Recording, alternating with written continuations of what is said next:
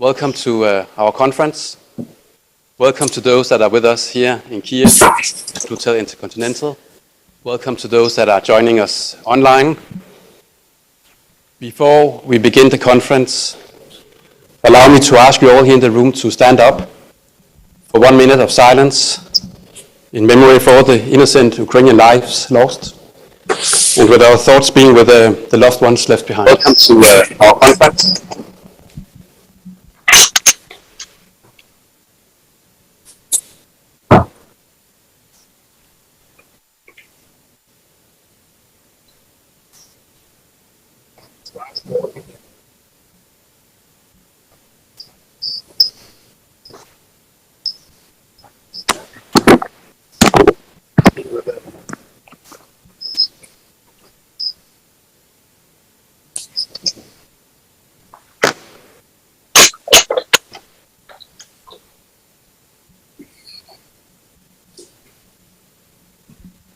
Thank you.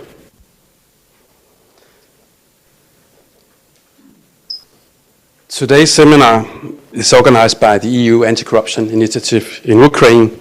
It is about looking ahead to the reconstruction of Ukraine after all the misery and destruction caused by Russia's aggression.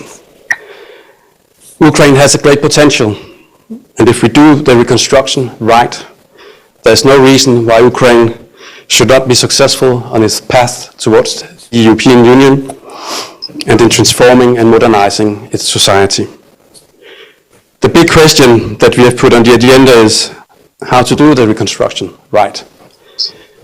And to try to answer that question, we have invited 3 panels today that will enlighten us and will provide us, we hope, with ideas and ways and means how we can do the reconstruction successful. We have included international experts to reflect on lessons learned from international experience, not least from the Western Balkans, and how they can be relevant for Ukraine. The takeaways from our conference today will be summarized in a short paper that we will present at the Ukraine Recovery Conference in Lugano next week. Here, the EU-ACR is co-hosting a side event on the issue of how to make the recovery process successful and inclusive. I wish you a fruitful and interesting conference. Hope many ideas will emerge. And without further ado, I will pass the microphone and the floor to my deputy, Irina Sheba, who will introduce and moderate the first panel.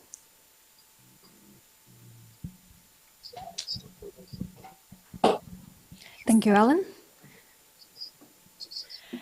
Доброго дня всім учасникам та учасницям нашого Good day to all the participants of this event. I'm happy to welcome you in Kyiv and online. In a minute, we are starting our first panel about the challenges and opportunities awaiting us as we rebuild Ukraine. Due to the valor of Ukrainian defenders, men and women, we have a chance to attend this event here in Kyiv, but also discuss the future recovery and plan for it. This opportunity and the victories we are seeing in the battlefields and the battle with Russia is a victory of the army, but also of the volunteers, activists, the international governments who are all working for the victory. And the EU Anti-Corruption Initiative believes that we should also do the recovery in the broader circle of participants. So we start the first panel with the political discussion when we ask the representatives of the governance and international institutions. Then we'll focus on the international experience. And in the last panel, we will bring in the participants of the civil society. The Minister of Development Cooperation of Denmark. Denmark was one of the first countries to announce its support to Ukraine, announcing that it will be taking part in the rebuilding of city of Mykolaiv and helping to rebuild the city. And Minister, the floor is yours.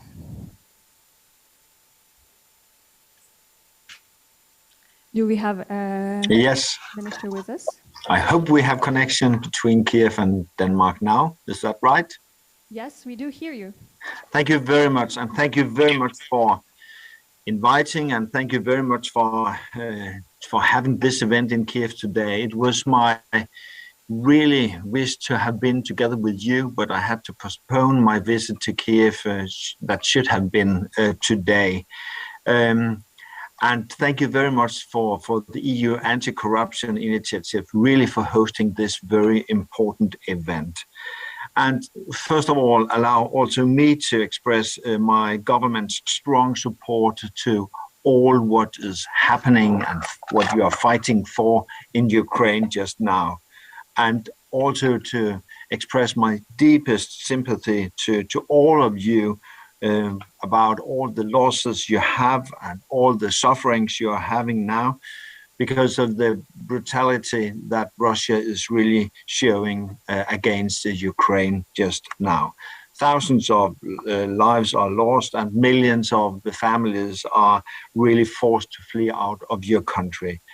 And I'm really filled up in my feelings about the missile attacks on Kremenchuk 2 days ago and this morning in Mykolaiv. It's really hurting me and all of us. And we all admire your courage and your will to fight for all what you think is the right for you and your country, all that you believe in. And Minister Chenusho, you and your government are really doing an amazing job in keeping up the government, but also the state and local authorities. And that's so important that you are in function, despite all the challenges you face just now because of the Russians' brutality in their invasion. And I really feel that you are planning for the recovery. And it's really illustrates the strength you are making and all the visions you're having for your future. It's really showing strong Ukrainian leadership. Thank you for that. And I also think despite we look into the war and all what's going on just now, that we are focusing so much on, first of all, winning the war, and then about the recovery, the reconstruction. How can we do best? How can we use the opportunities of today and tomorrow? And I really hope that the recovery and the reconstruction of your country will also be the catalyzing for the prosperity and the prosperous of transforming Ukraine. And what happened only last week when Ukraine was pointed out as being one of the countries applying for EU membership is extremely important to think into the situation just now. And I really congratulate Ukraine with the EU candidate status. I think it's extremely important. And I believe it offers a lot and many opportunities to rebuild your country in the way that Ukraine will comply with European values and the rules of regulation of the EU Union. Important for you to know and important for us to support. Reconstruction is going to be an enormous challenge for Ukraine and for our international society, because we all want to assist in the right way. The lessons learned from other nations are not all positive. The Western Balkans provide ample evidence of things that went wrong, and we have to learn about that. One key aspect was neglecting accountability and transparency early in the reconstruction. And of course, we have to focus here, all of us. People lost trust in the reconstruction process. We should not allow that to happen in Ukraine. We should stand on better knowledge today. I believe Ukraine has a number of strengths that gives you a greater chance to make reconstruction a success. Let me mention some of them. And I really feel that you are a country with a very strong civil society. And you have a well-educated citizens, a functioning state, also on local level, and advanced digitalization, a successful digitalization and solid anti-corruption reforms since 2014. However, for a success reconstruction, there is one important message. Ukraine will support of its international partners needs to invest in well-designed anti-corruption efforts when planning and implementing the reconstruction. I know the Danish-led EU anti-corruption initiative stands ready to assist in this work. International partners must support and ensure these efforts without taking away the local ownership of the reconstruction process. I think it's really crucial.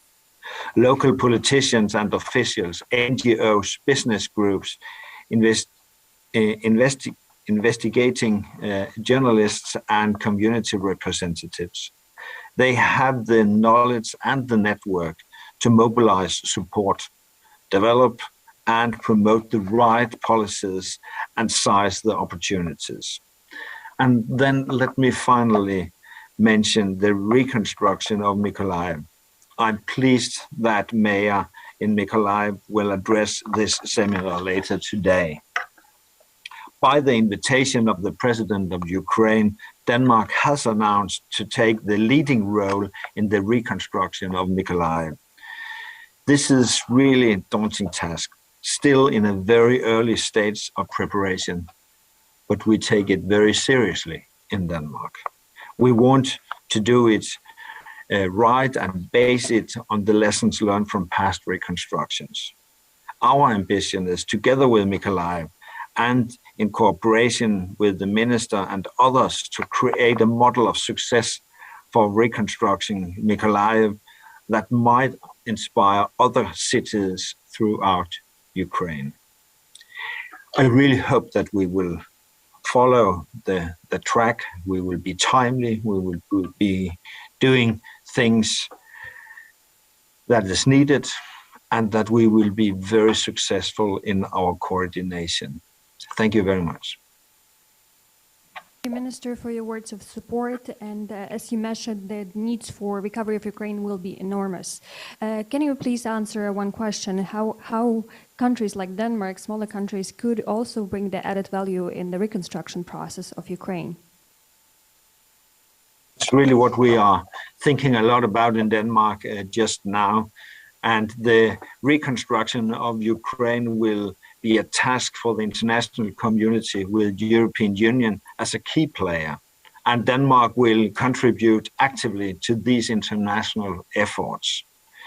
In our cooperation with Ukraine, I believe the value added that we can provide has to do with values in general, with our expertise and know-how, technologies and expertises that we can call Danish strongholds. That's also why we are so coordinating with all in Denmark. In our dialogue with the mayor of Mykolaiv, this is exactly what is requested of us in Denmark. We are looking into best ways of mobilizing the skills and strongholds we have in a whole of Denmark, approach together with Danish private sector and civil society. And we know that we have to combine civil society, private sector, and the government of Denmark. In this vein, we hope to be able to assist the city in addressing some of the urgent challenges that is facing just now, like water supply, as well as lay the ground for potential focus areas to steer our support in the years of the coming. Here we have proposed that the cooperation could focus on issues such as green transition, energy, good governance, infrastructure in general, urban planning, maritime sector, as well as youth and culture. These are areas that Denmark has a lot to offer as we look at from the Danish side. And we have just been having a meeting this morning with the mayor of Mykolaiv to address the different thoughts in Mykolaiv and here in Denmark, and I really hope that we will succeed. We feel a big responsibility to succeed here. Thank you. Thank you for your intervention. I would kindly ask you to stay a bit longer with us. We will have a question to our panelists in the end, but for now I would like to pass the floor to our next speaker. І прошу до слова заступника міністра розвитку громад та територій Івана Лукерю. Пан Лукеря. Ivan Lukera, Deputy Minister for Communities and Territories Development of Ukraine. He will share the challenges that the ministry has encountered. We're planning the global reconstruction development plans. The ministry and the government is already starting reconstruction of certain infrastructure facilities. Ivana, over to you. Could you please share with our participants about the lessons learned based on the first steps you've already taken, and what needs are there, and what is the ministry doing in this direction? Good morning, everyone, dear participants, Mr. Minister, Ms. Katerina Maternova. It's a pleasure to be participating in such a conference. It's good that we are discussing developing a plan of reconstruction and modernization of the country during post-war period. And we're looking forward to productive work and discussion in Lugano within the framework of the Conference on Recovery. And we are grateful to the government of Denmark for the opportunity to work on the model of recovery of a specific city, Mykolaiv. This will help us develop the model and be a role model of high-level recovery. It would be an opportunity to show that recovery can happen simultaneously with our defenders defending us in the East. I have a presentation. Could you please show it on the screen? As I speak about the challenges and opportunities that we see as of now that are relevant for recovery. The challenges that both Ukraine and the entire civilized world have faced are unprecedented. We haven't seen that since World War II. On the other hand, this is an opportunity to show the unprecedented, unseen scale of recovery since World War II, similar to what happened in Western Europe after the war.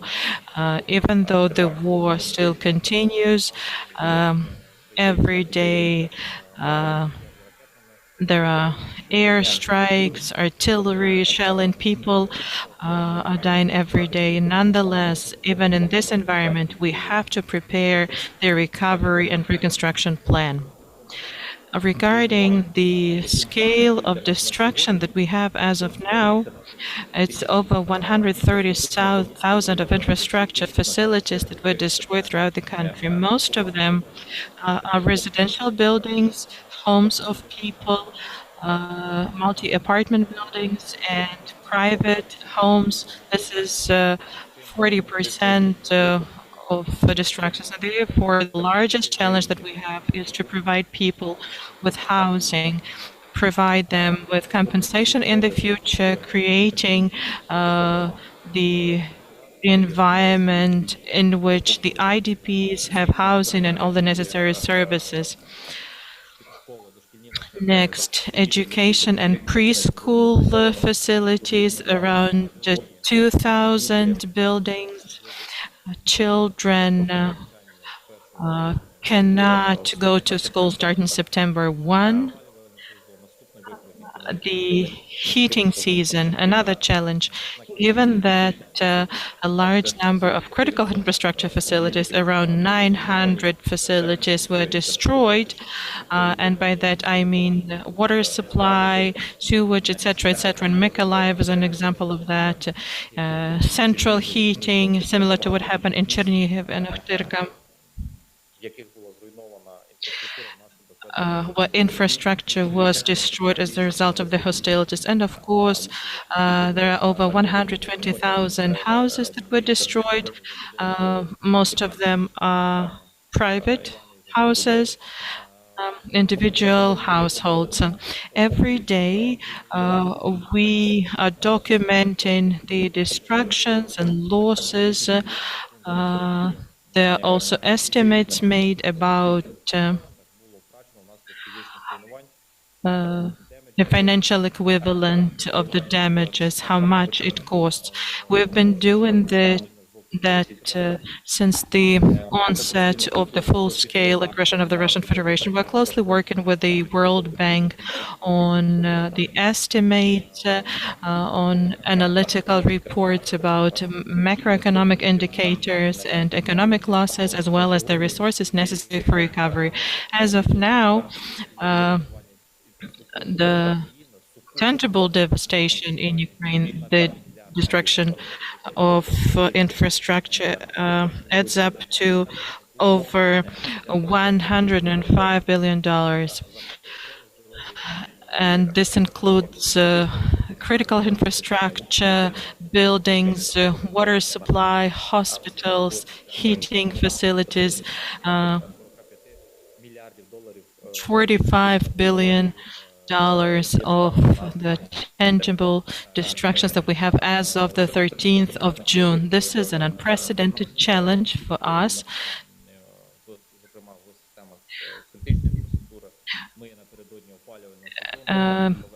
And the heating season of 2022-2023 is a priority task for our ministry and for other ministries as well.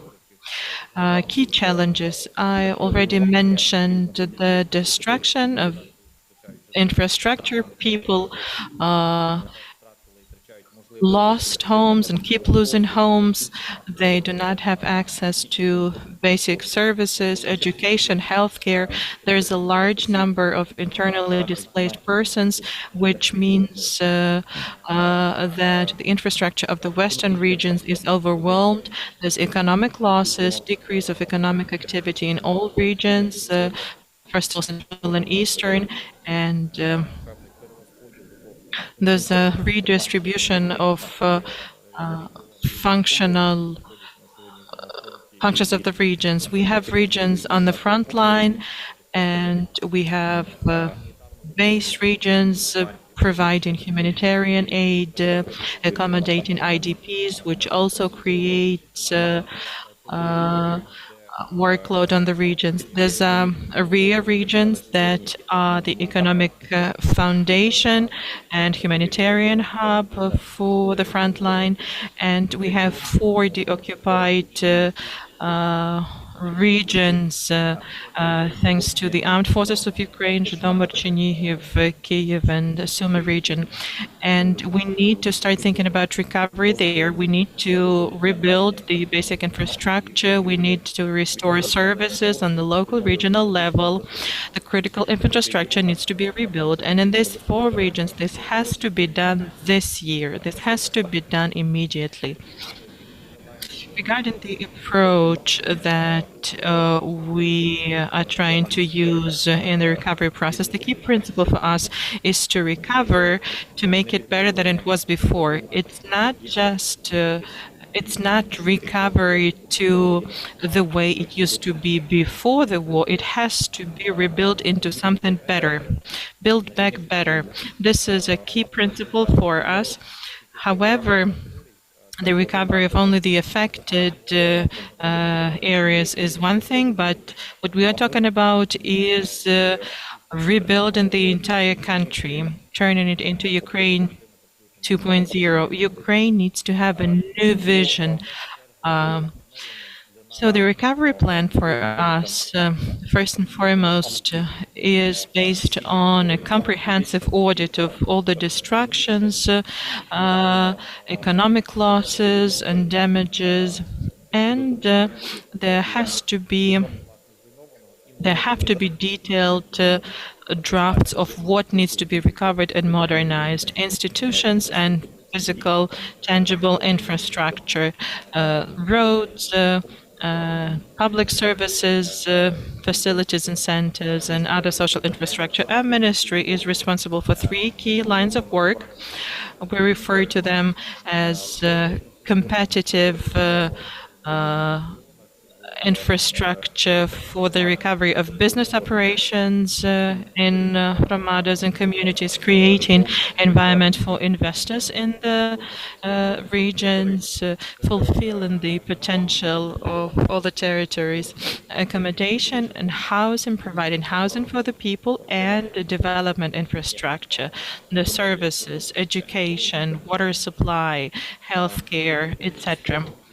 And building on that, we set out a few key projects in the context of recovery, incentivizing the development of regions. The key there for us is to create an environment for people to return and to facilitate economic activity in the regions, housing policy, and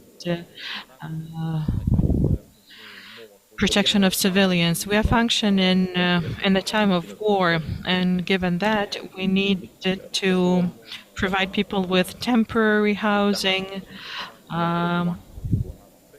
There's a state program, Reconstruction Shelter, for that. There are houses for temporary residents. There are several locations in Kyiv, Chernihiv regions, Sumy and Odessa Oblast will be working on that as well. The recovery of housing that can be rebuilt needs to start. Replacement of basic infrastructure items, roofing, windows, etc.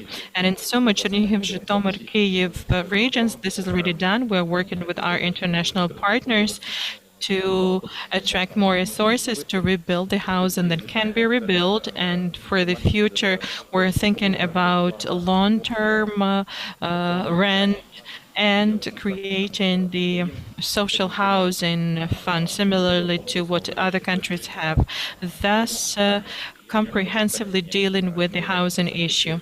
We're also thinking about providing compensation to people who lost their homes, and also creating a land for those who are waiting for housing. Energy efficiency, another key priority for us. This is a matter of national security, and our purpose is to decrease the consumption of natural gas at the expense of switching to renewables and comprehensive modernization. Modernization is first and foremost about the multi-apartment building, and the heating system shows a lot of heat losses, so we need to be working about that decarbonization of the economy, transformation of monotowns, coal regions.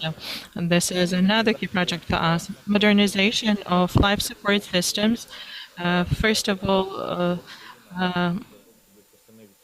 Ukraine is processing around 70% of solid household waste, but we need to aspire for the European indicators there. The numbers have to go up to process the household waste and to incinerate the waste. There has to be comprehensive policy of for solid household waste. This is a project that has investment attractiveness for our international partners. There could be private-public partnership.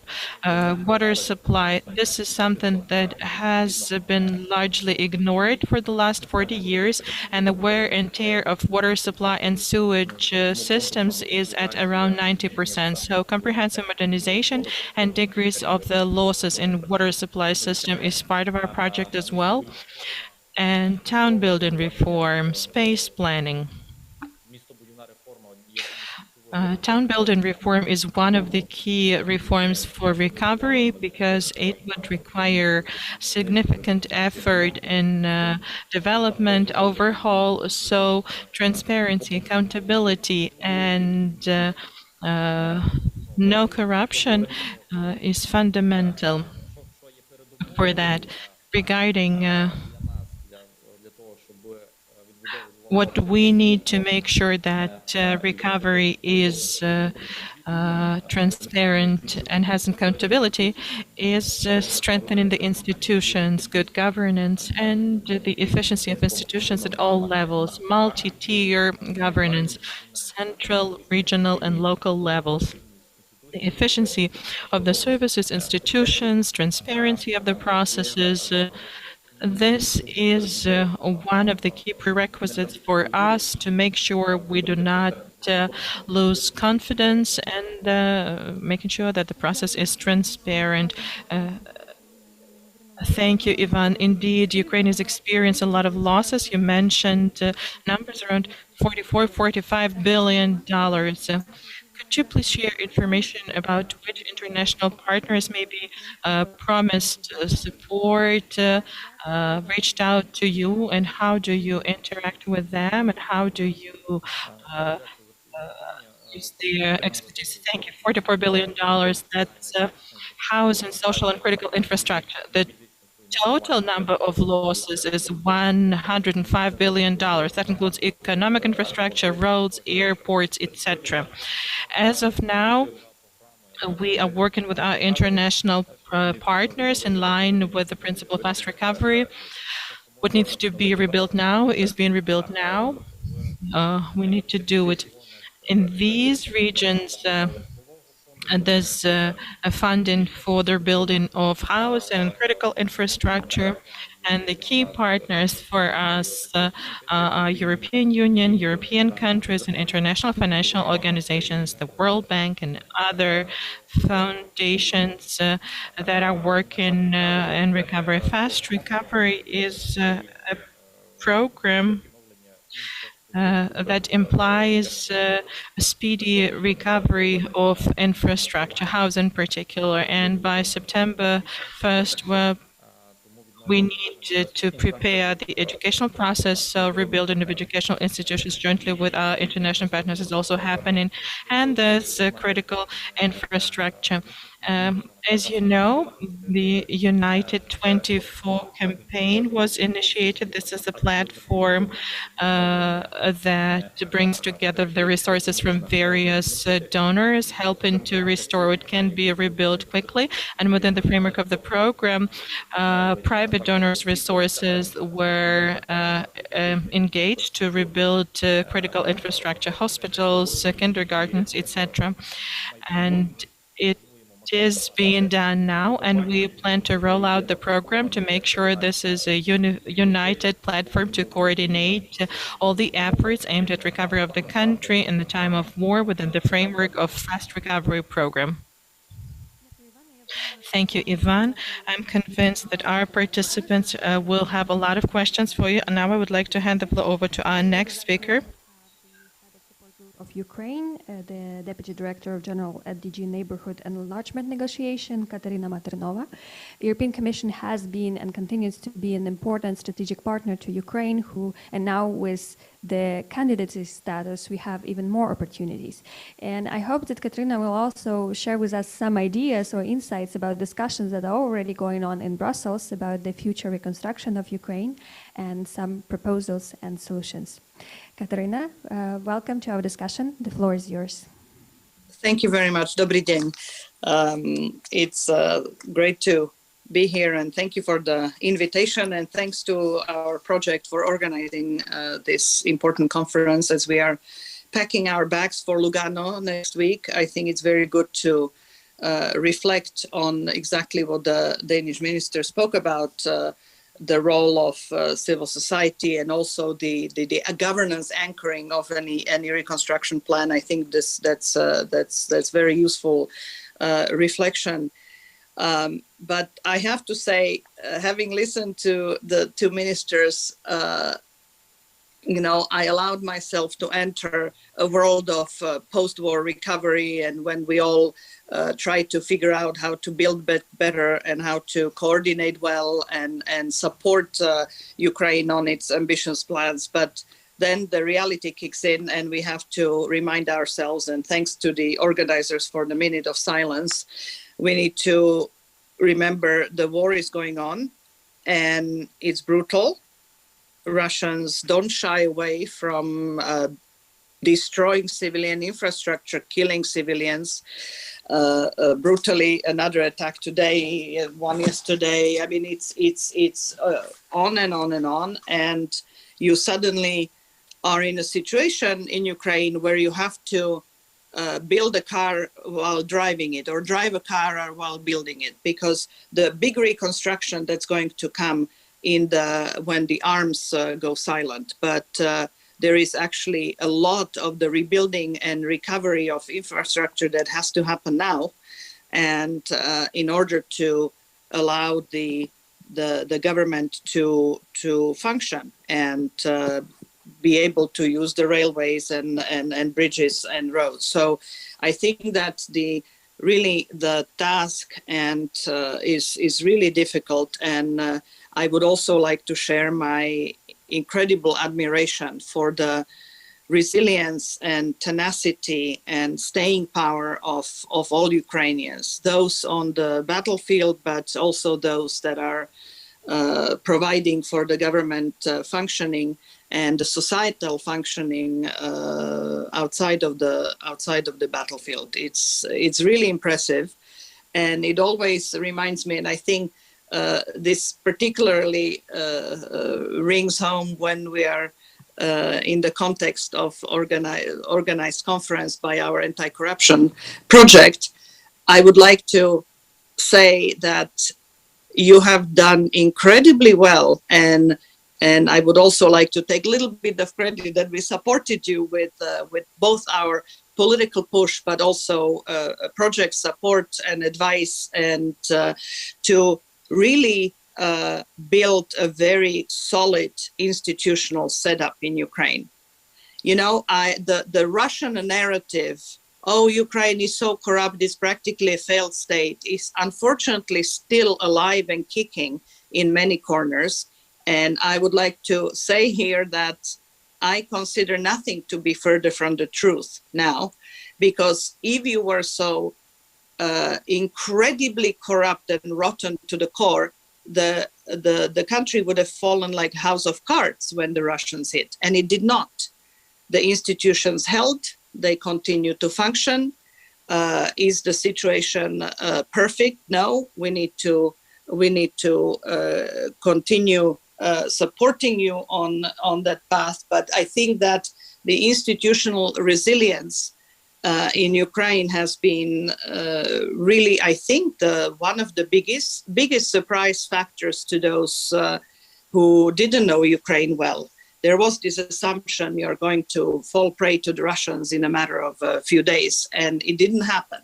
So congratulations for that. And I think this is really a reminder, and I'm happy that the G7 leaders echoed the sentiment that we need to have a similar staying power to help you prevail, because it's the arms you need, but it's also the financing right now, not only during the reconstruction phase, to continue functioning. And so the EU is trying to step up. We've provided so far about a little over 4.5 billion euros. We are hopefully be tabling soon a proposal for the macro-financial assistance up to 9 billion. But very importantly, we are working with our friends and partners, whether it's in the G7, whether it's among the financial institutions, to really join our forces and help you provide the necessary needs as the war goes on. Now, both speakers already mentioned the granting of the candidate status. I think this was very well deserved. Before issuing the opinion by the Commission that we worked hard on, it wasn't clear it's going to actually happen so quickly. So we were very happy that the momentum has built up, including the trip in mid-June of the 4 leaders to Kiev. And the candidate status was unanimously confirmed on Ukraine and Moldova, and also European perspective on Georgia. I think this is probably the best anchoring of the big reconstruction process we talk about here, on to help Ukraine do both, walk the European path and modernize itself. I think that this is an ambition that is, once the arms go silent, is ambitious but achievable, and we are going to be there to help. Next week in Lugano, President von der Leyen will be announcing the Reconstruction Platform, which is not a financing instrument. It's really a coordination platform of all key players that will be willing and able to contribute to the reconstruction. We are proposing that this would be co-led by Ukraine with the EU, but would actually federate, coordinate all the big players, United States, Canada, others in G7, obviously EU member states, but also, Norway, Switzerland, the friendly, like-minded partners that are so active already with Ukraine, and of course the financial institutions. We also announced a month ago, it's not ready yet, but we are in the process of preparing a facility, a financial instrument on the side of the EU that would help support the recovery reform process in tandem, similar to what the European Commission is doing with its own member states. So we are now in the busy discussions, whether it's with our financing partners or, tonight we have another session of the Foreign Advisory Council to the National Recovery, Foreign Advisory Board to the National Recovery Council, a mouthful. And I think that all the plans that the minister talked about are very much all in line with the big theme, that reconstruction needs to bring about modernized Ukraine that will be resilient and that will have an economy that will be, a net positive once it actually is able to join the European Union, which will still take a while. But I think that doing the reconstruction well, and the Danish minister reminded us that there have been past not so happy examples of reconstructions around the world, but I think that with the goodwill of all of us, with the determination and clarity of vision in Ukraine, and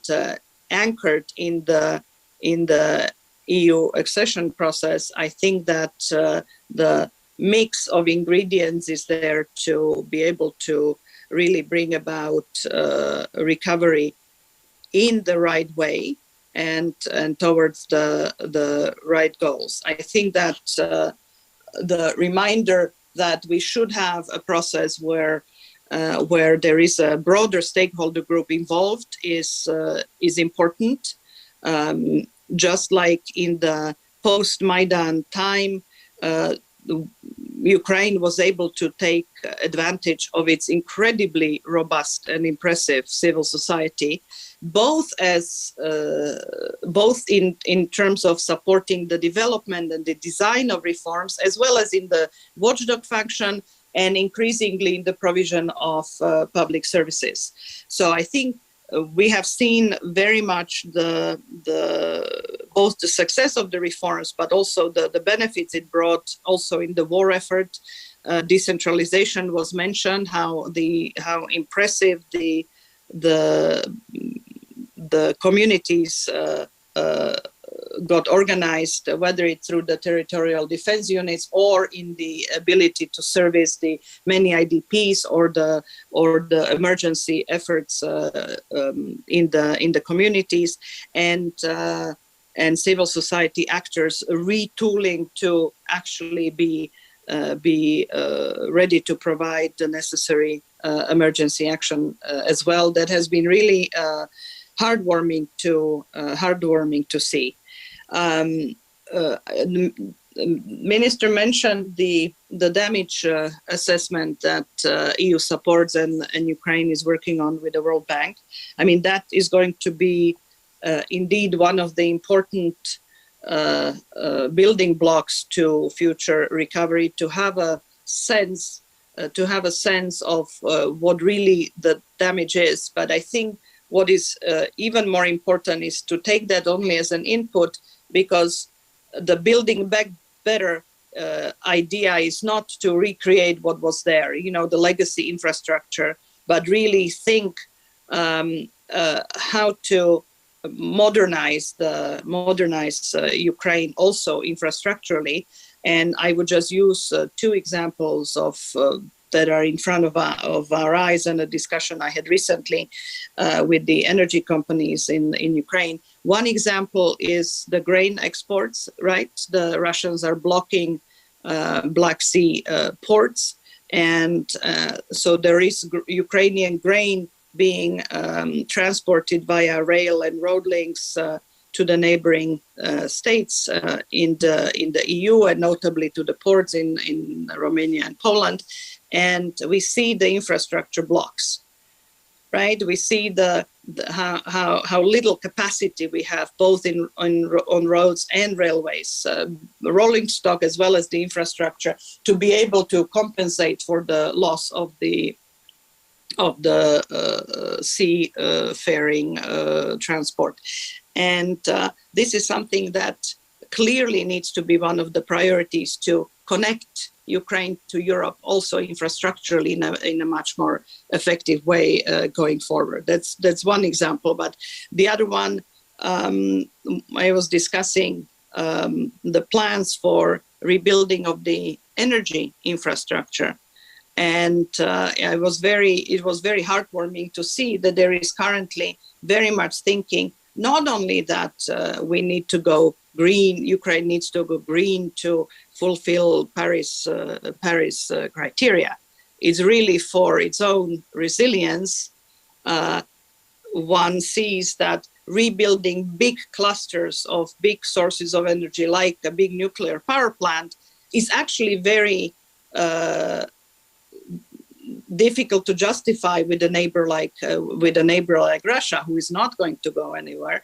When the Zaporizhia nuclear power plant was knocked off, it was 15 or 20% of supply of electricity countrywide. So the idea of going green can actually mean a network of much more diversified and distributed sources, smaller sources of energy that actually will be more resilient to any potential attacks, and less of a target for the future. So it's these kind of trade-offs and ideas that we very much look forward to working with Ukraine on, and supporting your efforts. And I'm quite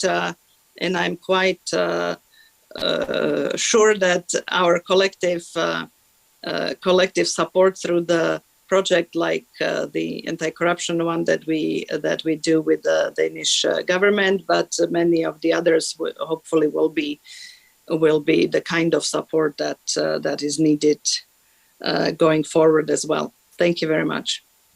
Thank you, Mrs. Matronova. Many of our speakers mentioned the phrase building back better. And of course, when we're talking about it, it's not only about the solar panels on the buildings or faster trains or better parks, but it's also about building better and more modernized institutions. And institutions here, we today will also focus on those institutions that will address accountability and reconstruction. And if I may open the floor for questions from our participants to the speaker, and ask you please also to introduce yourself or to mention to whom you posing your question. While we pass in the microphone and looking for a question from the room, we also have already a question from our online participant to Ivan Lukeria. Ivan, do we still have you with us?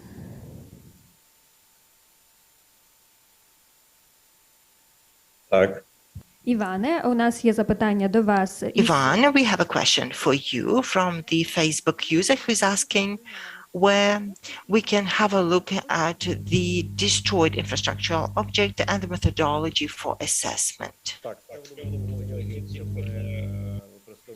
As for the methodology, we're drawing on the World Bank methodology. It's broadly publicized. It allows some adjustments for every statistic data, which is somewhat different for Ukraine and other regions. We're drawing on the data that is relevant for Ukraine. As for the public report, during Lugano, we will present a preliminary analytical report drawn jointly by the Kyiv School of Economics and the World Bank expert, with the ministries of the government having contributed their input. They will present the damages, losses and needs recovery section of the report. As for the list of the infrastructural facilities devastated, soon we are to present a public map with the geo-information data with all the facilities destroyed and the dates of the destruction. We are also putting together a register of real estate for compensation, both for businesses and individuals who've lost their homes and their property. Thank you. We have the next question then.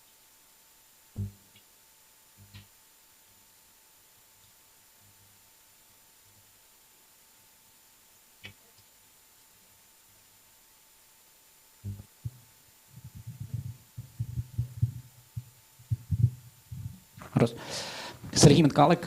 Sergei Metkalik, Anti-Corruption Headquarters, Civil Society Organization, and I also have a question to Ivan Lukadyan.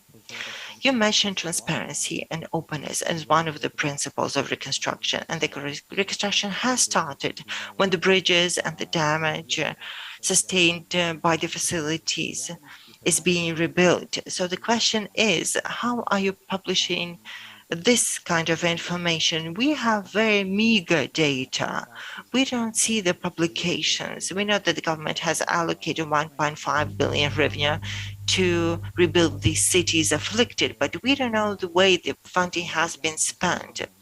We are in the Marshall's Law these days, but will we see the funding allocation, and what is the transparency about when we rebuild the facilities right now? Thank you.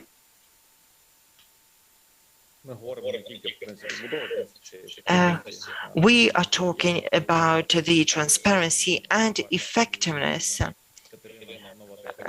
Katerina Matenova also mentioned that the level of corruption is well exaggerated, and we could again end up in this narrative supporting the idea that the key thing we need to ensure these days is the anti-corruption effort. Instead, the key priority for us is the effectiveness of institutions and good governance. And this is drawing on the experience of Poland, Slovenia, who've been through the candidacy procedure as they acceded the EU. And the key takeaway that they say Ukraine should learn is to build effective institutions. As for reporting of the rebuilding effort on the ground, it's only 1.5 billion revenue allocated from the national budget that have been allocated to the 4 regions. The 4% of the funds have only been used up so far. The decision was made, therefore, that the report shall be published on the works delivered through Prozoro platform or the Ministry websites about the usage of the funds allocated to the regions and the territorial communities. Thank you, Ivan. We have yet another question for the audience. Thank you. Ivan Dubushinsky, Center for Economic Strategy. I have a question for Katerina Maternova. Both you and Ivan mentioned this need of fast recovery, and it's obvious because we have summer now and we have like more opportunities to rebuild both infrastructure, but also housing, private housing, business assets, etc. However, from your speech, I did not understand like whether it is any any possible financial support from the European Union on this, because like you mentioned, macro-financial assistance that will cover budget gap that is large even without fast recovery, and also like you mentioned, larger financial facilities that could be used in the future for the recovery. But like, could we expect anything in the coming months for fast recovery? Thank you. Thank you very much for the question. And you know, when you deal with things on a daily basis, you then sometimes forget to mention it to an audience. Indeed, I mean, in addition to the support to the budget, and we are preparing another very big budget support of €500 million that the president announced when she was in Kiev the second time, that we are preparing right now from our bilateral envelope, because that's probably the most efficient way to get resources quickly to the Ukrainian government. I have just signed with Olga Stefanishina a couple of weeks ago our early recovery program of 330 million euros, that part of which will very much be relevant for the Ministry of Regional Development and Housing, and big portion of it will go to housing for IDPs, but also to the thermal modernization. As you may know, we have a long-standing, very large project of support to energy efficiency improvements in private multi-story buildings. So that one is continuing. But in addition to this new package of 330 million, which will go for rehabilitation of infrastructure, cyber security, IDP, housing, and couple other areas. We have also been engaged for the last 3 months very actively with our partners in repurposing of existing assistance. So, for example, there is close to 70 million euros that we were able to repurpose with the European Investment Bank that will go to support the rehabilitation of bridges and roads and railroads to Kraftovor and Ukr-Železnica. And similarly, with partners like IFC and NEFCO and EBRD, we have been repurposing a lot of the assistance to go notably for the housing stock and rehabilitation of the housing stock. This repurposing is probably somewhere between 200 and 300 million euros. So that's in addition to the new package of assistance, and include things like early on with our project EU Lead. I think we were one of the first ones on the ground in the end of February, early days of March. Actually, the project was able to distribute emergency assistance in the communities, as it has worked with all of the 1,600 or 400 gromadas and the regional actors as well. So we have been, and sorry for not mentioning it, we have been in the process of the repurposing very actively, plus have this new package of 330 million euros that's already been signed, and the contracts are now being concluded as we speak. And just one last comment to make sure that I said it clearly enough, that I really commend Ukraine on having taken the really very consequential and important steps on anti-corruption, both building institutions as well as on the preventive side, closing spaces for corruption to occur. And there is a number of sectors one could use as an example. But to really transform and modernize Ukraine, we cannot stop now. We need to continue in these efforts, and I very much trust the civil society to keep everybody on their toes and to continue fulfilling the important watchdog function, which is so important in any democracy, to to have an accountable governance structure and therefore also much more efficient. Thank you. Thank you. I would just also like to add a small comment that EUACI, also with the kind support of European Commission, repurposed a part of its money in the early beginning of the war, and we reoriented almost 4 million euros for emergency assistance, which also included support to internally displaced peoples in the regions, but also protective gear and support of watchdog activities and activities of civil society organization in prevention of corruption. We have time only for one last question, so I would like to, this is the speakers, the person asking that question, but also the speakers to be more brief, because we need to move on to the next panel. Дуже коротке питання до Івана Лукері. I have a very brief question for Ivan Lukeri, Hlipkanievsky, head of Streetwatch NGO. I have a question about accountability as far as international money is concerned. How much money was received, where you can see that, who sent the money, what for, which plans, and how much money has already been used. And if this information hasn't yet been made public by the Ukrainian government, in which form will it be presented and when?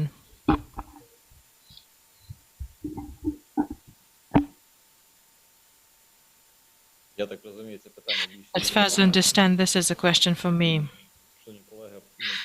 Dear colleagues, the assistance that we've received mostly is for military purposes, and it's not made public.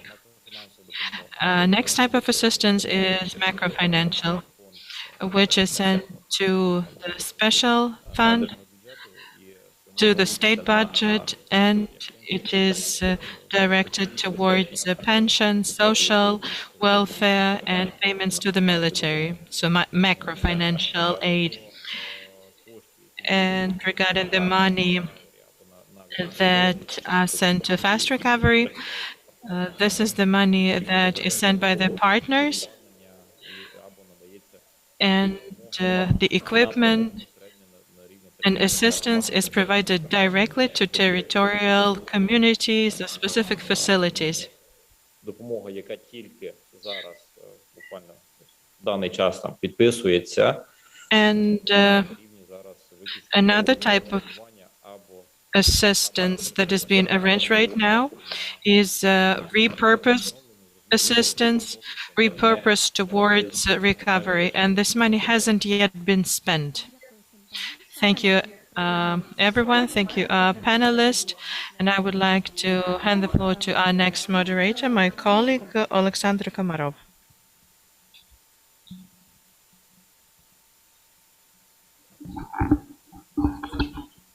Hello, everyone, dear participants. Thanks, Irina. It works, right? You can hear me well. Okay. Thanks, Irina, for your introduction, and let me welcome you to our second panel.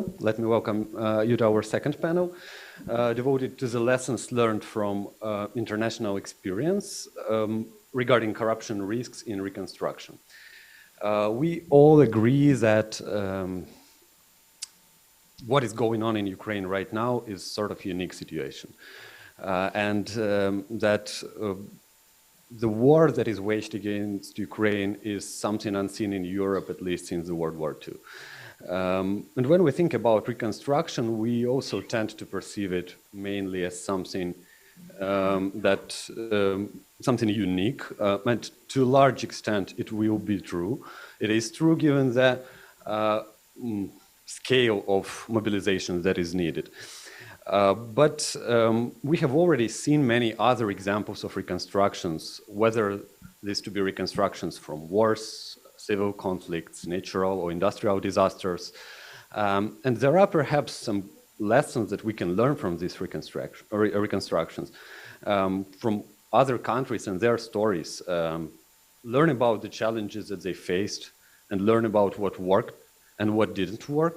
And in terms of having the recovery led by the standards of transparency, accountability, and integrity. And learning from these experiences perhaps will help us shape our thinking about the situation and avoid traps and pitfalls that we otherwise might undermine the process. So we will have two speakers in our panel today. After that, given us presentations, after that we will have a Q&A session.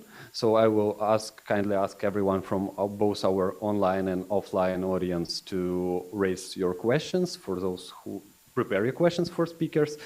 Those who are following our broadcasting online can basically put them in the chat box. And having said that, it is my pleasure to introduce our first speaker, Professor Philippe Lebion from the University of British Columbia, who has taught extensively and wrote extensively, published extensively on the matters of corruption, post-conflict recovery and state building, and who was also advising several recovery projects. Professor Lebion kindly agreed to pre-record his presentation for us today to avoid any network connections, problems with network connections, but he will be with us during Q&A session. So please, let's play the recording.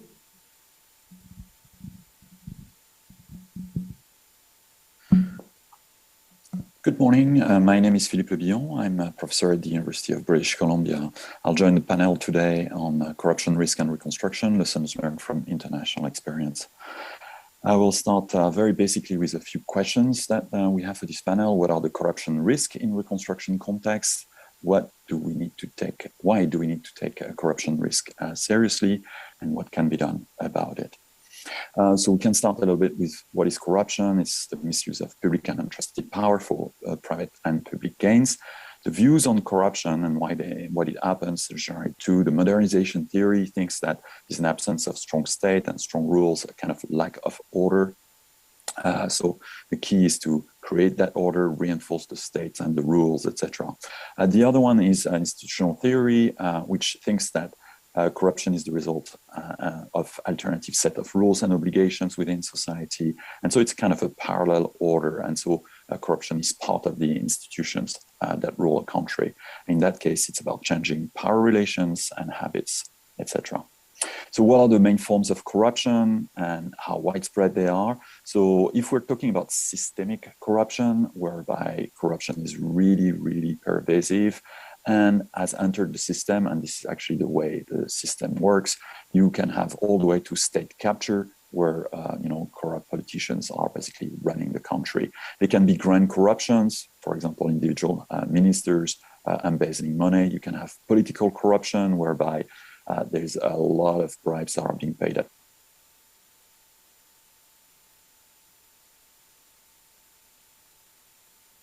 This can be obtained through bribes.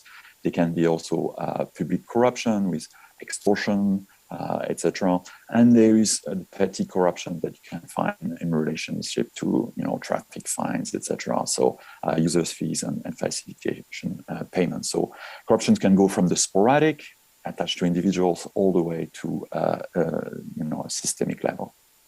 So why are there high corruption risk in post-conflict situations? And essentially, there's four aspects. The first one is the mix of weak institutions or institutions that have been weakened by war. It's not always the case, but often it is. Plus a large influx of funds associated with the reconstructions.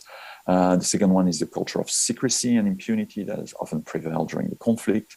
Third one is there's often a mutual buy-off between political leaders and powerful private actors, especially war profiteers that have been able to, handle aspects of the informal markets in place during the war very often.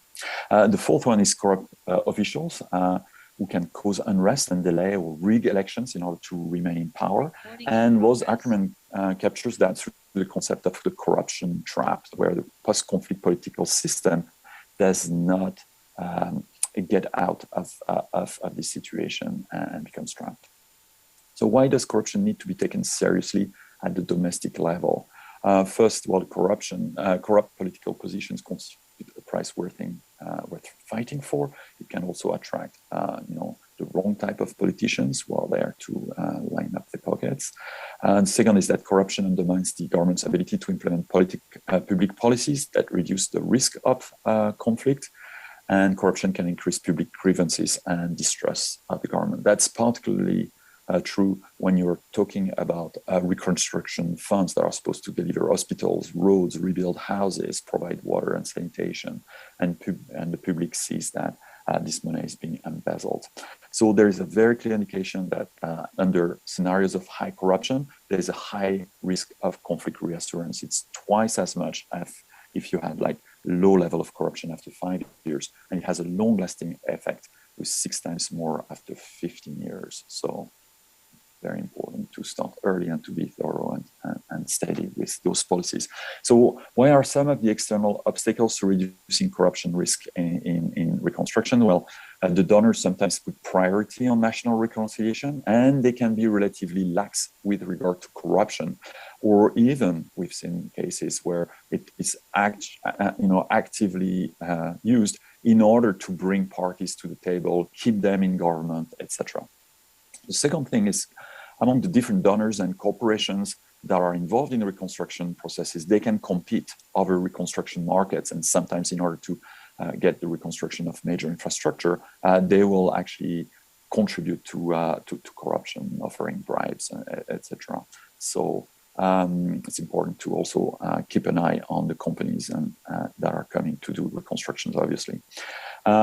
Finally, anti-corruption can be seen as a kind of top-down external conditionality imposed by donors, and it can be seen by the population and the government as delaying reconstructions and undermining national sovereignty. So there's this balance to get between top-down approach that needs to be avoided and consolidated this sense of ownership and fast pace for reconstruction.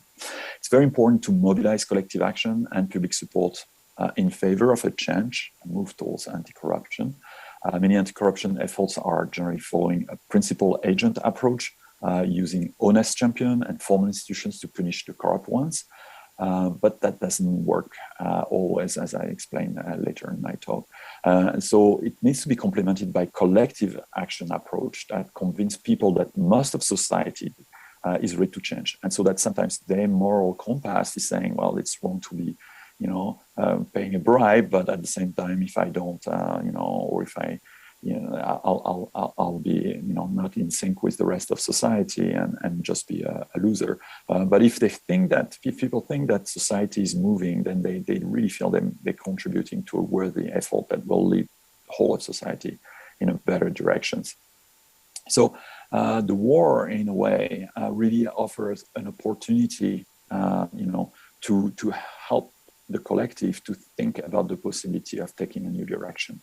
And there's good evidence from other countries, including Mexico, where exposure to violence can activate civic engagement and reduce tolerance for poor governance, including corruption.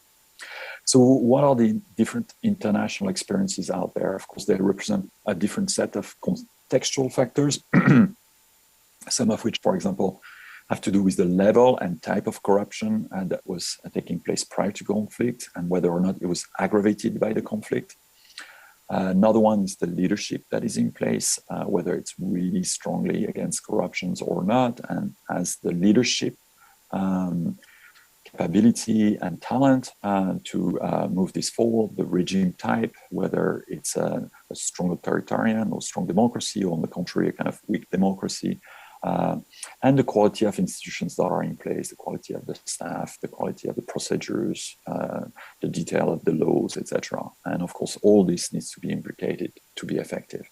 The conflict outcome is also important, where you've got a unilateral victory or ceasefire, and one party, or at least one party in the conflict is really in charge.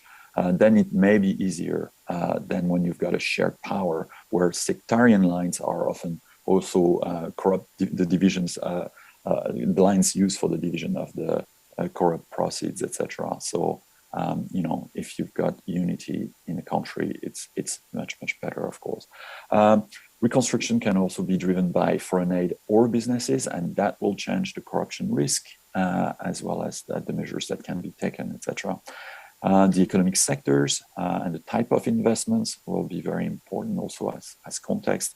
And finally, is this idea of external supervision, Some countries like Liberia have experienced extensive supervision. Every major director in the government of Liberia was actually supervised with a counterpart, an international counterpart that was auditing the accounts, had to double sign on everything, etc.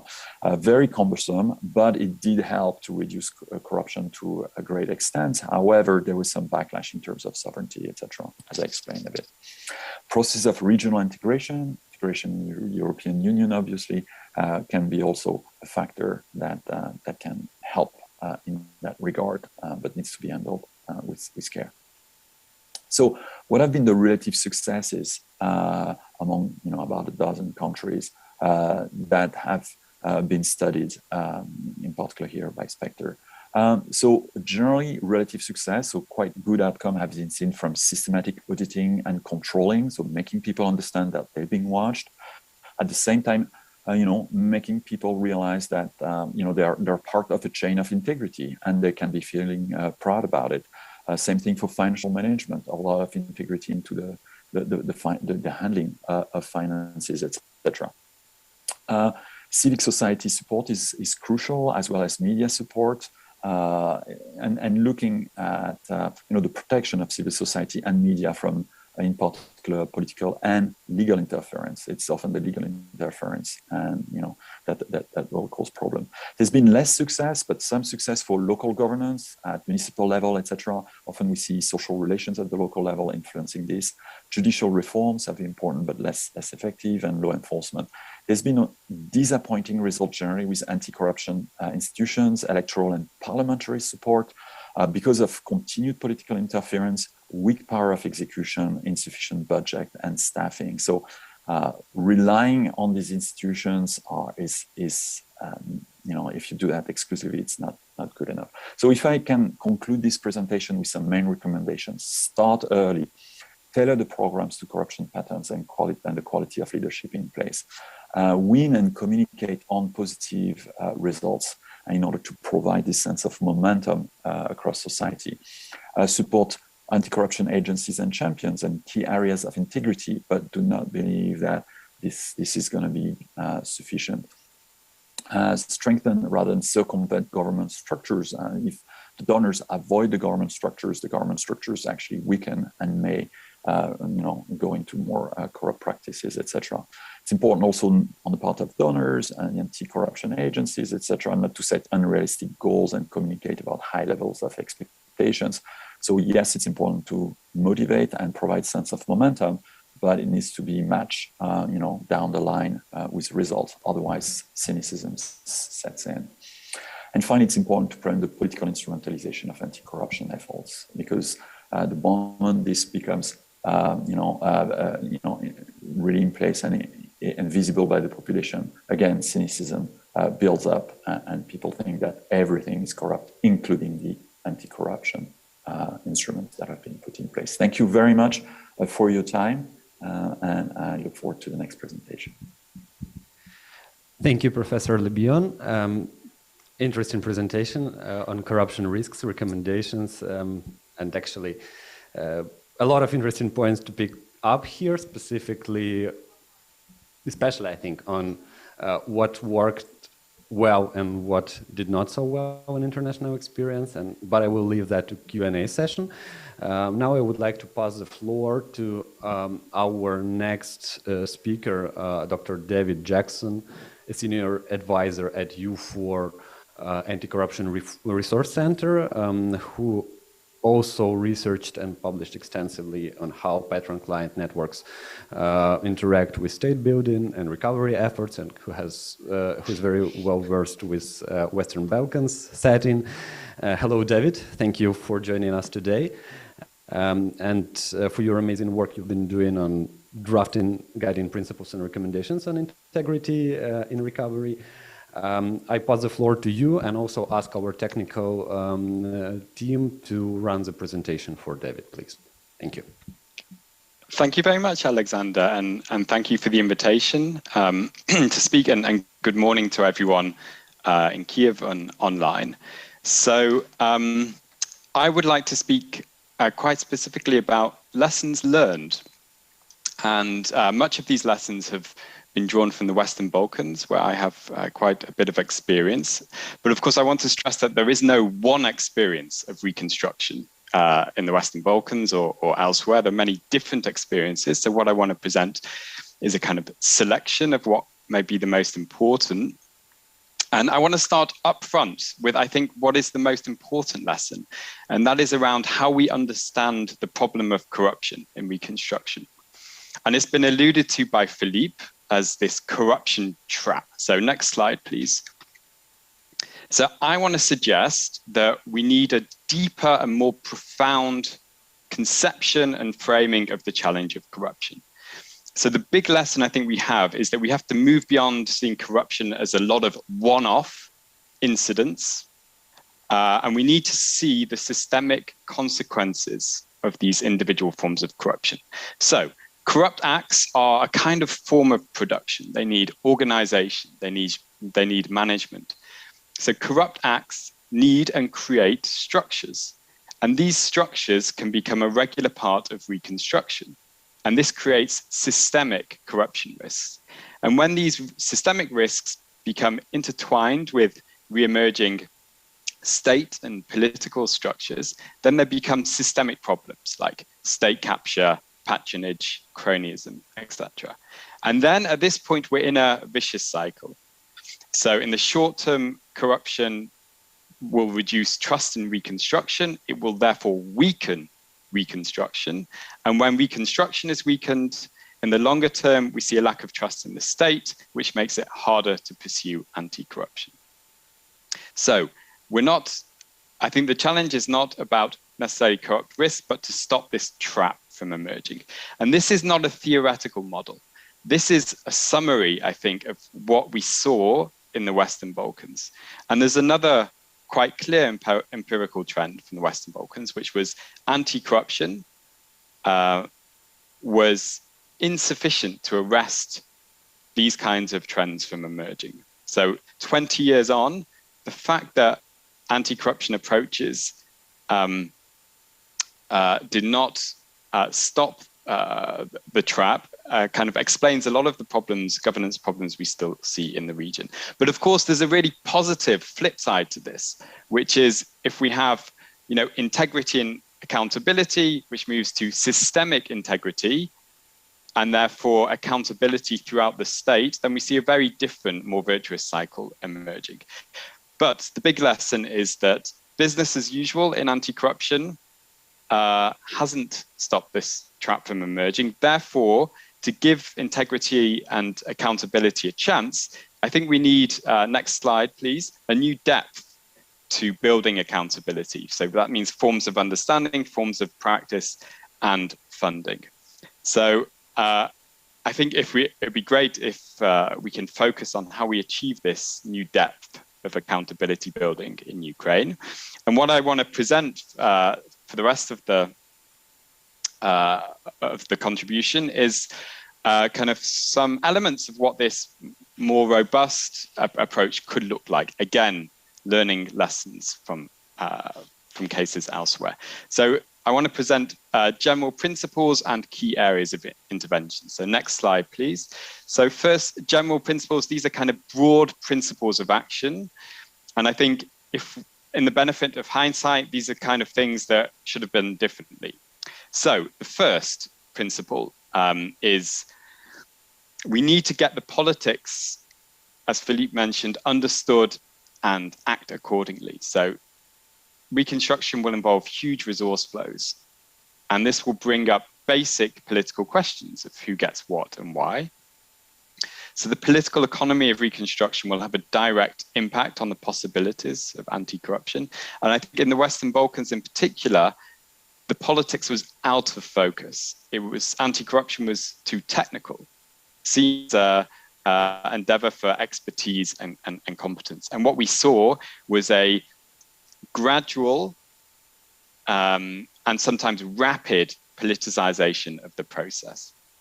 So even when reconstruction was supposedly guided by independent supervisory institutions, under the surface, we saw that these institutions became highly politicized in subtle and informal ways. So, for example, in Kosovo, the regulation and governance of mining in Kosovo was done to international best practice. A lot of effort was spent on getting the right checks and balances in place, but this didn't prevent politicization. A second aspect of this is that in the Western Balkans, hard political conversations were not had. So political capital, or not enough political capital, was spent on the issue of anti-corruption. So practically, I think moving forward, this means we need to understand and invest in this understanding of the political economy of reforms. But also political leaders and international partners need to summon and spend political capital on this issue and should have clear and united political signals. So hopefully a politically sensitive approach can be part of reconstruction efforts moving forward. So the second principle, next slide please, is that reconstruction will operate as a kind of multi-level governance issue. It involved international, bilateral, domestic, regional levels. And I think it's really important, as speakers have already suggested, to get these relationships right. And I think in the Western Balkans, what we saw was that international partners, at least early on, tried to simplify the complexity of these relations by externalizing anti-corruption policy. So this means that a lot of the time the push came from the outside, or anti-corruption was introduced as a kind of quid pro quo for funding. But I think most significantly, a lot of the policy design actually came from the outside and was often donor-led. So often the approach was a kind of deficit approach, which was, corruption happens because the country lacks something of a Western European system. So it was a very solution-led approach with different donors promoting their own kind of solutions, often related to their own national systems. And this created a kind of incoherent parallel world of anti-corruption. So I would argue that a key principle is we have a problem-driven approach, which is locally driven and responds to local problems. And I think there's a few basic principles for this.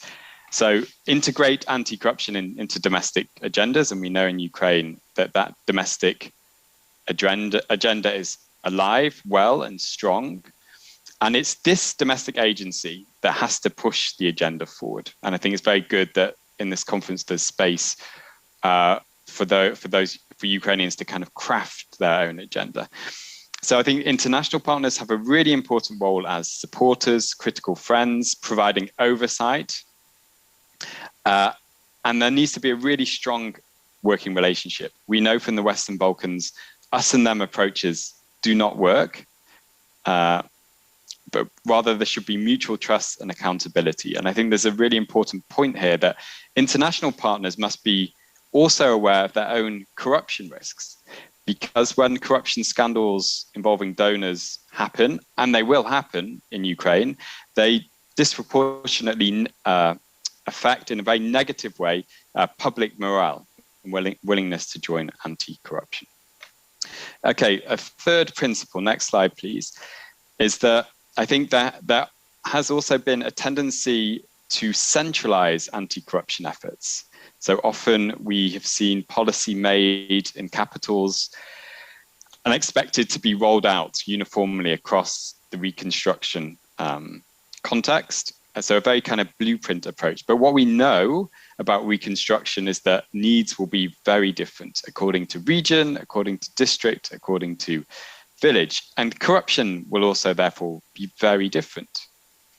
And because the terrain of corruption will vary, it's very difficult to build accountability and tackle the most problems with a kind of blueprint approach. So although a strong steer from the center is important, I think we should aim for targeted, problem-centered anti-corruption, which grasps the variations across different regions. So what this means is, I think, is that at the very least, there should be a sectoral approach to anti-corruption. So each sector, ministry should have its own plan. But also we should be open to geographical variations and support regions and district levels to push forward on building integrity and accountability. So there's some principles of action. I want to just now briefly focus on some key intervention areas. And as I said, there needs to be a locally driven approach where which is targeted to the most pressing problems we find. So in a way, it's really up to people acting in Ukraine to define, which are the most pressing problems. But we do know that certain problems reemerge across reconstruction contexts. And I want to just give an overview of these. So these are kind of areas which are disproportionately under pressure during reconstruction. So next slide, please. And again. So the first is really transnational dimension to corruption in reconstruction efforts. And this has a couple of elements. So I think Philippe did a really good job of outlining the kinds of corruption that can emerge. And of course, there's a transnational dimension to these. So we need a transnational lens when we talk about corruption and risks. There's a couple of dimensions to this. One, if you see the map on the presentation, which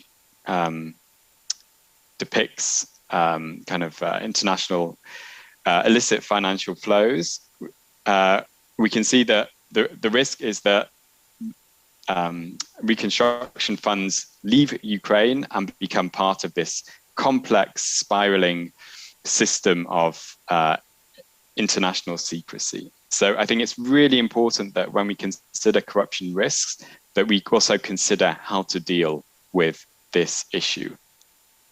And that's, I think, also a special request that international partners are certainly part of the solution here.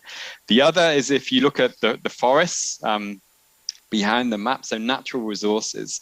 So natural resources will be a big issue anyway, and will face a lot of corruption risks. There's often, in reconstruction contexts, a pressure to ramp up exploitation of natural resources, and this can result in collusion and rent seeking, especially with multinational companies. So this transnational dimension of multinational companies exploiting reconstruction and natural resources in reconstruction needs to be kept an eye on. Okay, next slide. The second really key area is if we are talking about disproportionate pressures, corruption in reconstruction has an unequal effect on women. So if corruption is about corrupting accountability institutions and instituting impunity, this has a one-sided effect on women. And so what we see is a lot of things like sextortion emerging in reconstruction environments.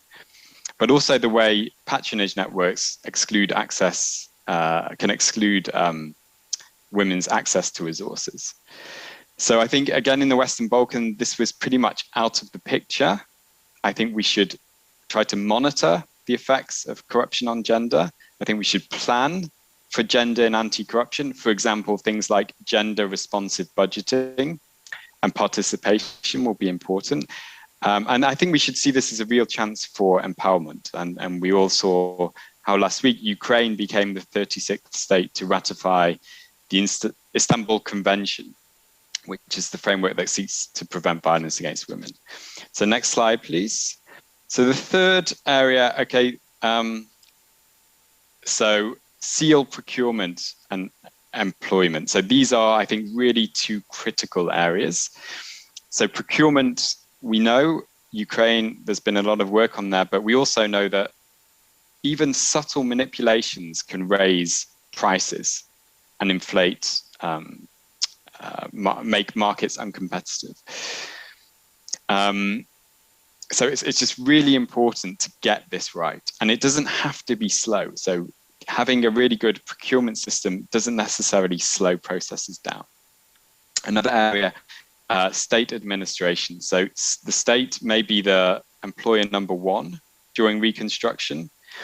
And we know from other contexts that often there is a land grab by political parties or organized groups for employment opportunities in the state. And so this really needs to be looked at. And we also need to be aware of a kind of informal politicization of state employment, because the risk is that there is a kind of capture by stealth. So a main message, though, is also don't be tempted to build these kind of systems of watertight procurement and meritocracy from scratch. We need to build from what we have. So even if there is a new political configuration, let's not reconstruct these anew, but build on the good progress that we have made. Okay, the final key intervention area, I think it's been mentioned, but I think it's worth mentioning again. Next slide, please. Is that reconstruction has a massive monitoring problem. So it's really difficult to monitor all the activities that will happen, and they will happen at speed. So what happens is interlocutors or kind of fixers on the ground become really important. Some are really good and some are not. So there is a lot of risks of, there's risks of a lot of kind of localized problems because of the discretion that people, fixers on the ground, will have. So I would agree with Philippe, and it's really important to invest in local bottom-up accountability. And I think this partly is about civil society in the narrow sense of NGOs, but I think we need to be a bit more imaginative in our approach than that. I think we need to work with all groups, not just specific watchdog NGOs. So community groups, business leaders, we need to organize the potential losers from corruption. And I think we need to be strategic. So this means not kind of throwing a lot of funding out and letting 1,000 flowers bloom, but rather we need to link up all the local accountability initiatives, because local problems are also linked to problems upstream. So we need to connect local accountability with accountability institutions at national levels too. Okay, to conclude, so next slide, please. I think there's a lot of room for improvement for anti-corruption. That's a big lesson, that corruption risks are dynamic and far-reaching, that we perhaps need a new depth for anti-corruption. And I think there is also a risk and a bit of a trap that anti-corruption, the funding for anti-corruption is delinked from the broader conception of both the positive benefits of economic progress and resilient state and the negative of this vicious cycle. So what we have seen is that often anti-corruption is slightly underfunded because it doesn't take into account either the trap, which has far-reaching consequences, or the way anti-corruption can really provide a key cornerstone of economic progress and democratic renewal. So our argument is that maybe we need to think about how we fund anti-corruption and the formula by which we fund anti-corruption. I think we would suggest that if you look at the track record, so more and more targeted investments can lead to massive savings in the future. We would argue for a kind of special reservation of funds for accountability and anti-corruption.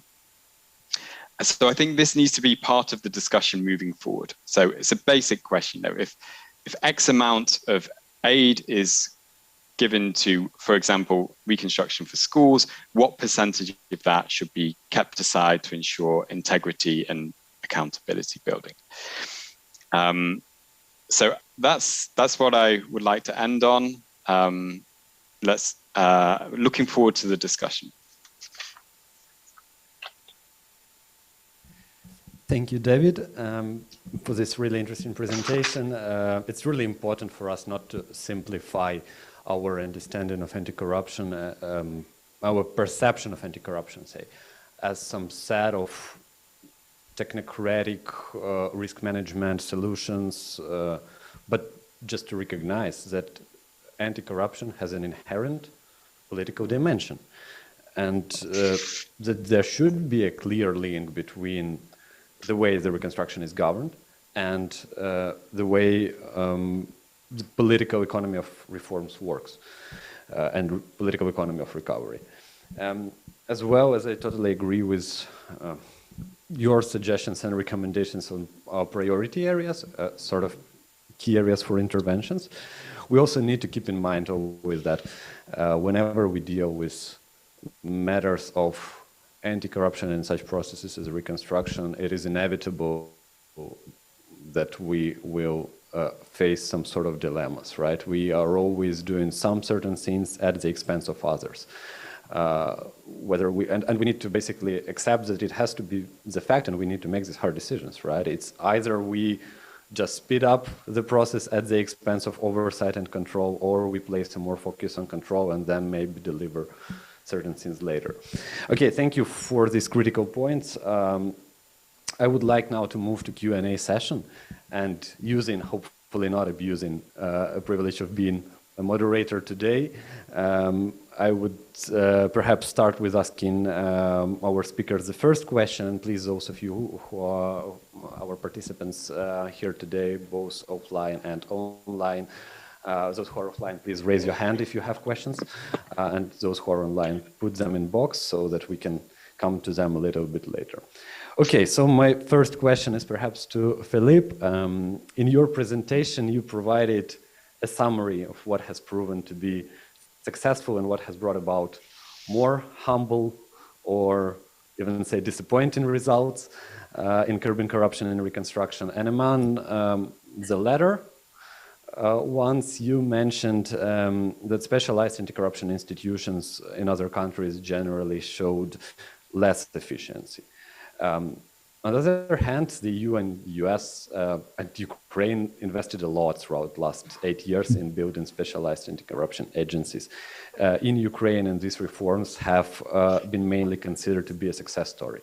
Mm-hmm. Institutions enjoy relative independence. They are perceived as being agencies of integrity, etc. Therefore, my question is whether you think that relying upon anti-corruption institutions in reconstruction is unreliable and see that as a sort of universal rule, or are there some exceptions or say underlying reasons that made such reliance inefficient in other countries? Thank you. Thank you so much, Alexander. It's not a universal conclusion, of course. It depends a lot. Like, anti-corruption agencies can be just, anti-corruption washing, if you want. Like, oh, we've done what needs to be done, etc., and just serve as a kind of a pretension that work has been done. And in other cases, they've been extremely well designed. They've been extremely well staffed, and the integrity has been preserved.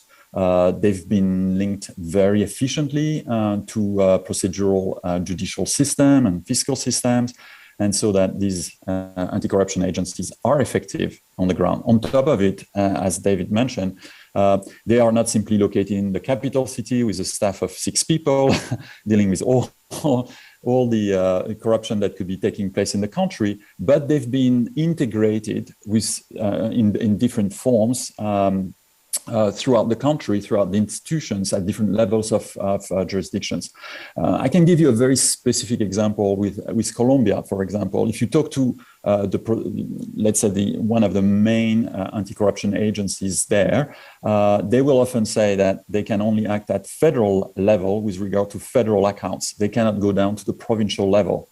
So the Auditor General cannot, La Fiscalia, etc., cannot easily go down at that level.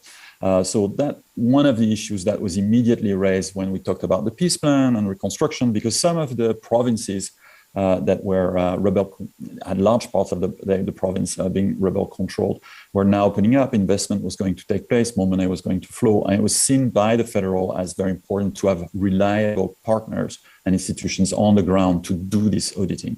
So again, it really depends on the quality of the design of the institutions and staffing and resourcing, as I mentioned. But again, in general, even if it's well staffed, even if it's well resourced, it's going to be able to deal with only a certain number of cases, etc. So it's very important to complement this with other initiatives that come from bottom-up civil society, come from honest members on a city council, come from unions that keep a check on what is going on in a company.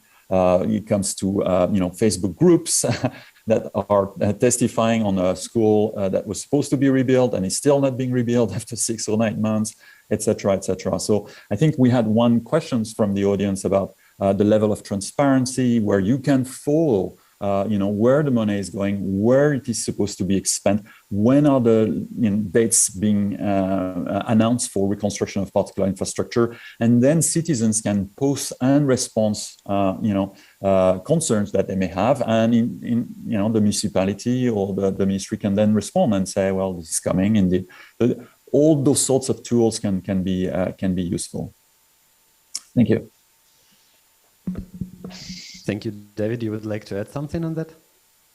No, I think Philippe summed up the dilemma very well. I would agree with him. It's I think strong institutions at the center are really necessary, but not sufficient to really grab the bull's horns, so to speak. So yeah, I would agree with Philippe that there has to be multiple initiatives, a kind of cascade of anti-corruption throughout Ukraine. Thank you. Please, questions from our participants. Please introduce yourself. Доброго дня. Good afternoon, Martina Boguslavets, CEO of Institute of Legislative Ideas NGO. I have a question for David Jackson. Thank you very much for sharing your experience. It was very useful, and we as civil society drafted a policy brief on international expertise and how it applies in Ukraine. And I have two questions with regards to that.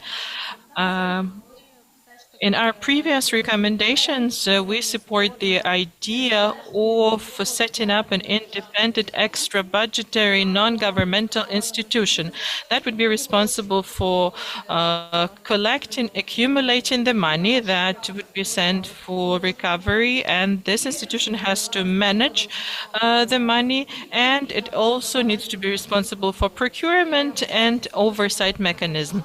And this institution has to be a non-governmental institution, and there has to be a separate selection procedure for the board, etc. That was question one. Question two, this holistic, comprehensive approach. As far as I understand, you stand by the idea of regional partnerships rather than the top-down approach. We have already examined several cases, and in some regional cases, and the cases from various ministries, you can see that there are procedures for the use of the money that will be sent towards recovery. And what we see is that certain procedures are super insulated, super closed and non-transparent. And in some cases, there's only one person responsible for making a decision about the use of the money. And in line with some procedures, for example, in the Ministry of Healthcare, there are decisions that can be made by commissions, and setting up of the commission is not a transparent process either. And with regards to regional practices, this is even more spread there. So what do we do with that? And is understanding correct that we need to focus heavily on amending legislation, directing it towards more openness on regional level in particular? We have a major problem with that in Ukraine. And this is also part of our recommendations. And Martina, could you please be brief? Because this is more of a speech than a question. Okay, so my question regarding non-governmental platform that would accumulate the money and be responsible for managing the money and audit and monitor. And second question, there are concerns at the regional level that the corruption risks will increase if there's no unilateral approach in legislation. International experience can tell us. on these issues and these matters. Because we will later have a discussion on Ukrainian context, a separate panel. So is there anything that we can learn from international experience in this? Yeah, thank you, Alexander. Thanks so much for the question, and I look forward to reading that policy brief. So I think, as Philip alluded to, so independent supervision of money, I think, has a bit of a mixed track record, and it also involves a lot of trade-offs. So it's not a solution in and of itself. I think you really have to determine whether, for the Ukrainian context, this really makes sense, because we also know that independent supervisory boards can also be subverted by corruption. So this was often the case taken in Kosovo, where the management of national assets was done by these supervisory boards, and in the end, these became equally as corrupt as the government. So they're not a ready-made solution, and I think it's just important to examine the kind of capacity in government, look at things like trust in government, the kind of track record of leadership in determining whether to go independent or integrate into national structures. So on regional anti-corruption, I think it's really important to have a strong steer from the center, so the center can set a kind of framework, but we need to be locally responsive. And this means that we should accommodate diverse approaches to anti-corruption, because the problems will be different. Again, from Kosovo, there was one city where the problem was about the mine, and all the corruption problems originated from questions about how to reconstruct this mine, whereas in other parts of the country, the issues were much more about agriculture, housing, schools, and things like this. So I think strong steer from the center, but accommodate diversity.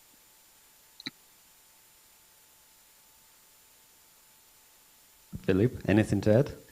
No, I mean, yeah, generally, it's good when there is trust, evidently, between donor agencies, the implementing organizations, and then, the governing structure at different jurisdictional levels. And for that, you need really to create a culture of impunity. I'm always amazed sometimes how, anti-corruption becomes such a focus in some countries, and in others, especially the donor countries, it looks like it's something, that people don't really think even about.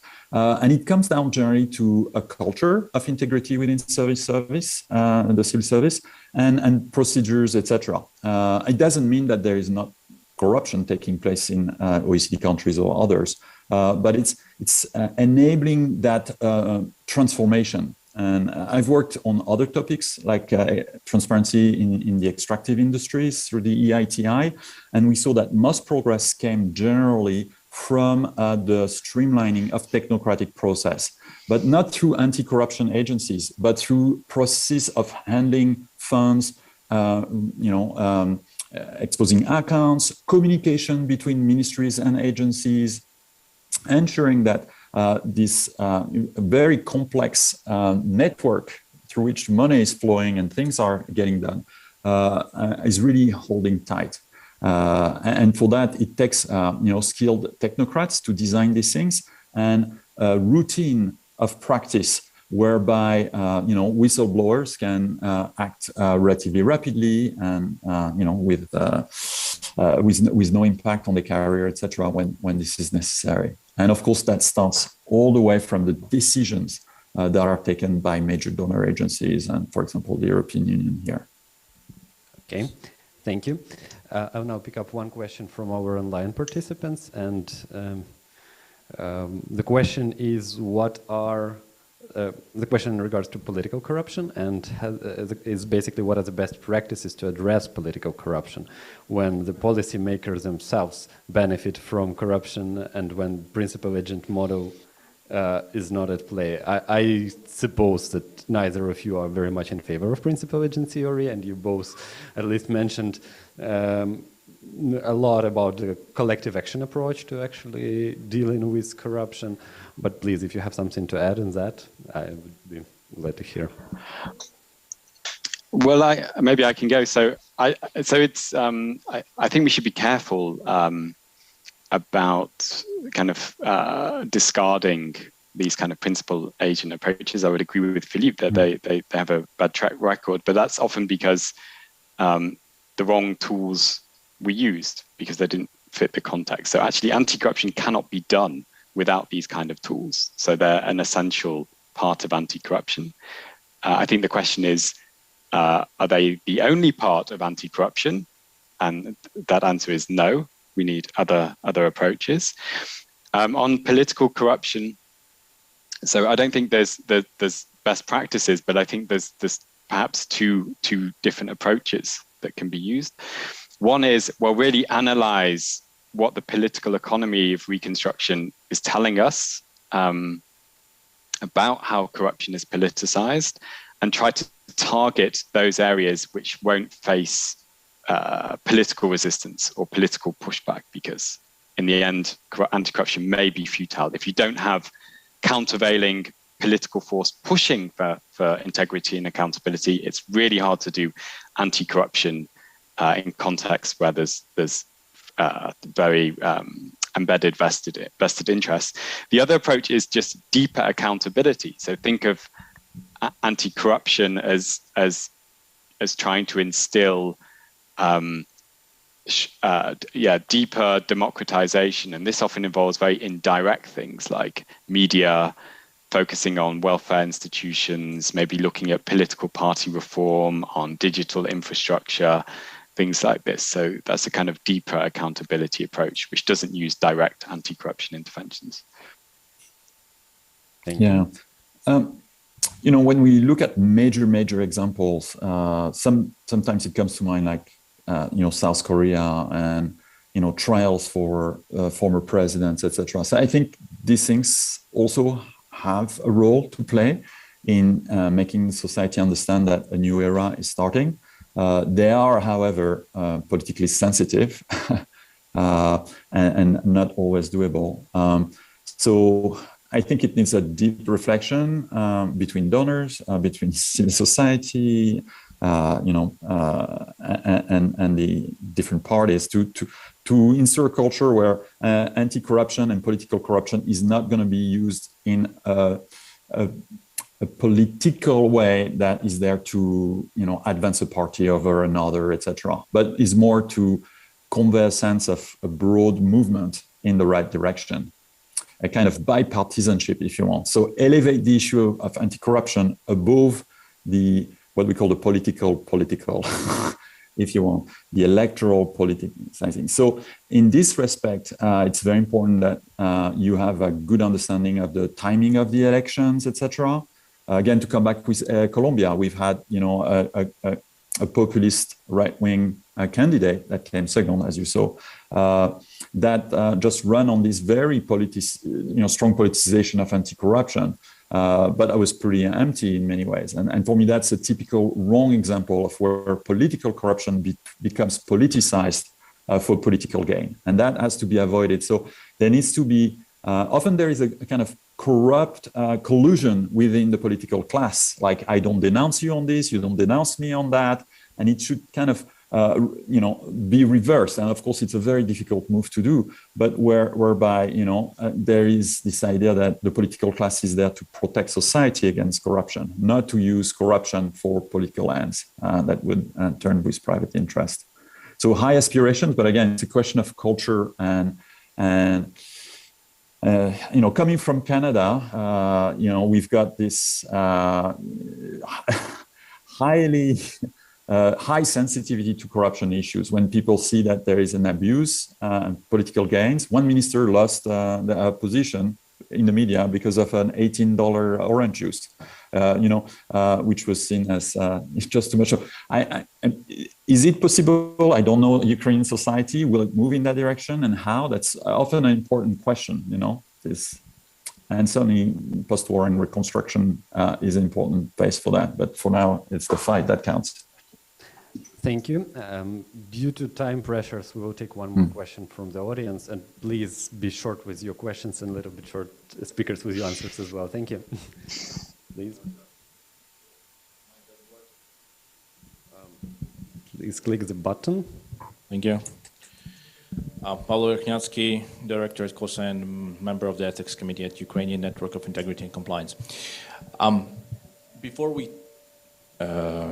discussed how to ensure the accountability of the funds directed to reconstruction here in Ukraine, I think it would be good to understand the mechanisms of actually putting those into the exact projects here in this country. And with the exception of macro financial assistance and aid, it is yet unclear. So the mechanism is unclear. Maybe you could give us some examples of the good practices in the countries you have mentioned, and in terms of how the funds were actually managed, how they were directed, what was the mechanism?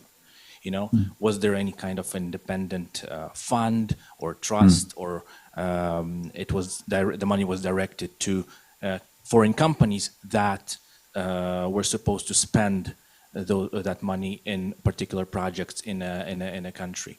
And what was the role of local businesses in those projects, specifically construction? If we can limit this to construction, just not to make this too broad, right? And second, which is connected to this one, the defense industry, which would be number one priority in this country, at least in the following years. Maybe you could give us some good examples of how that was managed, how the reconstruction of the defense industry was managed in the countries you have experience in. So, you know, the mechanisms of funding, specifically purchases, military purchases, and the industry itself locally. Thank you. Yeah, thank you so much. That's an excellent question. Well, the first thing is you put your finger on something that is very, very important. Let's imagine you've got $100 million that comes in as reconstruction fund. And your consultants, they're going to be hired internationally. They're going to be paid $5,000 a day. It's going to be an international company that is going to deliver, the goods, etc. Maybe $80 million of that money is going to flow back to the donor country. And we know that some ministers that are in charge of international cooperation actually boast about the return rate that they have. Australia famously talked about that. So it may not be called corruption, but it's massively going to affect the efficiency and what you're going to see being rebuilt on the ground. So what are the tools generally that are there? There are many donors who have channeled funds through what is called a multi-donor trust fund that allows transparency, better coordination, better cooperation, less competition, etc. That should be backed generally by international bidding processes on a very clear set of objective, things to be rebuilt, etc. What can be sometimes missing is the local content and the taxation aspects. And those are areas where, the Ukrainian government may want to insist, civil society may want to pay more attention to it. And of course, when you do that, then it's very important that your local reconstruction companies also come under very strong, integrity, audit, etc. If not, then you're going to, basically build the fortune of a couple of oligarchs in the reconstruction business. And we know that this can happen relatively easily, especially if there is a concentration in the concrete manufacturing market, in design, or in major transport, logistics, etc. With regard to the defense industry, I have to say, for me, it's a complete gap in my knowledge. Very often, there is no major local defense industry to be rebuilt, etc. So what happens is either you've got importation directly through contracts with the donors, or else you've got weapons sales that are organized with third parties, and often it came from the Ukraine, for example, or Russia for many African countries. So in the case of a rebuilding of that domestic industry, again, I'm not an expert, I cannot say, but for sure, given the track record of the defense industry in terms of corruption, this is something that you would need to be watched very, very carefully, and possibly through a national company rather than private companies. I don't know, David. Yeah. Thank you, David. Just a couple of slides. Very briefly, 2 seconds. So I think there were great questions, and I think they reaffirmed the need for this very multi-level, multi-pronged approach to anti-corruption. So you need some rules, monitoring, you need really good systems, whether it's in defense or scrutinizing, financial management and financial mechanisms. So again, we come back, we need a good funding formula for anti-corruption. That's what I'll end on. Thank you. Thank you very much. I just want to remind everyone that it is just our first event in this line of events on accountability and reconstruction, and we hope to continue our cooperation with both Philip and David, and you will be able to address more questions later. I'm fairly sure in that. Thank you both for this great discussion. Thanks our audience for good questions and staying with us. And now I invite everyone to have a 15 minutes break. 10 minutes, 10 minutes, okay, 10 minutes coffee break before we continue with our panel 3. Thank you, everyone. You can just follow to the next room to grab a coffee and snacks. Thank you. Thank you.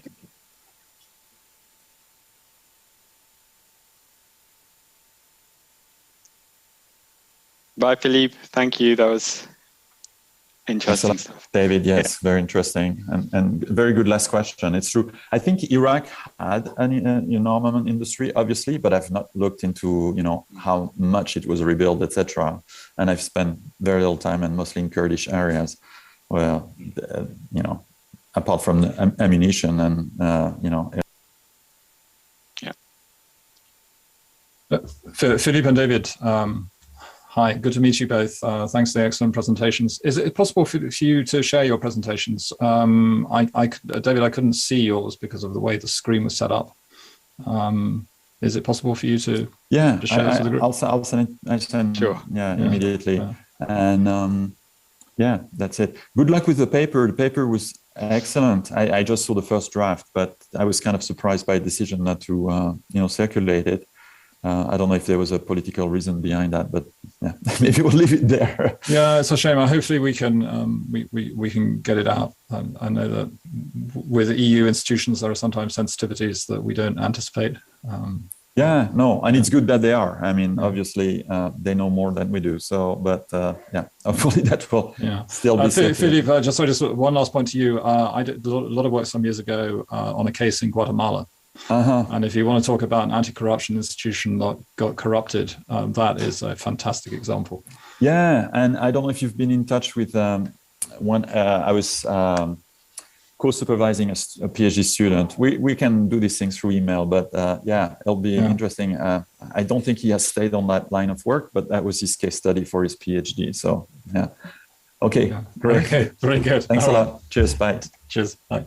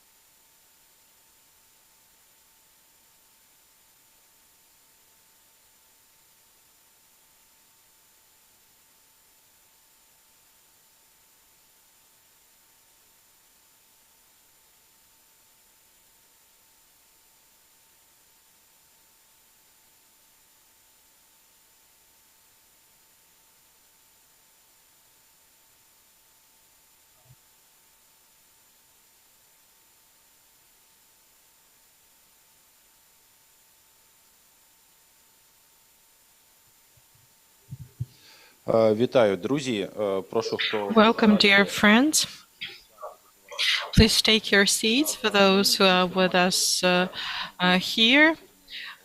We are about to wrap up the public part of our discussion. My name is Andriy Borovik. I am Executive Director of Transparency International Ukraine, and we will be talking about mistakes and opportunities, mistakes that we are going to make and mistakes that we need to avoid, and the opportunities we have in front of us. We have four amazing panelists with us. Mr. John Laff, Associate Fellow at Russia and Eurasia Program with Chatham House, Ms. Anastasia Radina, Head of the Anti-Corruption Committee of the Parliament, Alexander Sienkiewicz, Mayor of the City of Mykolaiv, and Marina Romais, Chairwoman of the Ethics Committee at UNIC. Let me share with you that our panel is going to take less time than it was initially planned. So I will ask one question for each of the panelists, and that will be the end of this part of our conference or seminar. And the first question is to John. John, are you with us? I am indeed. Hello, Andrei. Good afternoon, everyone. Вітаю. My question is actually quite general. I read many of your publications, your research, and the question is, in 30 years, Ukraine had a number of reforms, but there are still some challenges that we're faced with. And I think there will be a very good chance to deal with them within the framework of recovery or rebuilding of the country. And one of the risks is the presence of the oligarchs, and European Commission actually mentioned about that risk while granting candidacy. So it's a general question. What could Ukraine do to deal with these long-standing problems, oligarchs in particular, and what do we do with that? You have up to 5 minutes, please. Okay, Andrei, thank you for that question. I think it's an extremely important one. And let's say, first of all, that Ukraine has an underlying governance problem. Corruption is not the cause of that problem, it is a symptom. And this problem is far from unique to Ukraine, but in the case of Ukraine, it's had some extreme consequences. So I absolutely agree that this concentration of capital in the hands of a few politically connected business owners has been a huge burden for the country over at least the last 25 years. I think, as you know, I don't particularly like the term oligarch, even though it's so widely used in Ukraine, because I don't think it necessarily explains or encapsulates this nature of the problem, where much of the state bureaucracy, parliament, and other institutions, in fact, work for the benefit of this small number of people and not for society at large.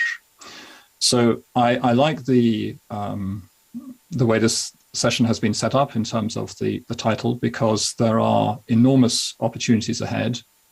Some of those key business groups find themselves very weakened at the moment and will probably not exert the same form of influence. Secondly, it seems to me that society has gained a remarkable strength over recent years that's really come to the fore just in recent months.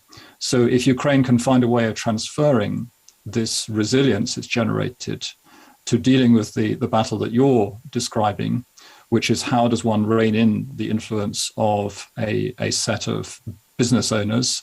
And it may, of course, be the fact that other people come to the fore. War tends to create social mobility.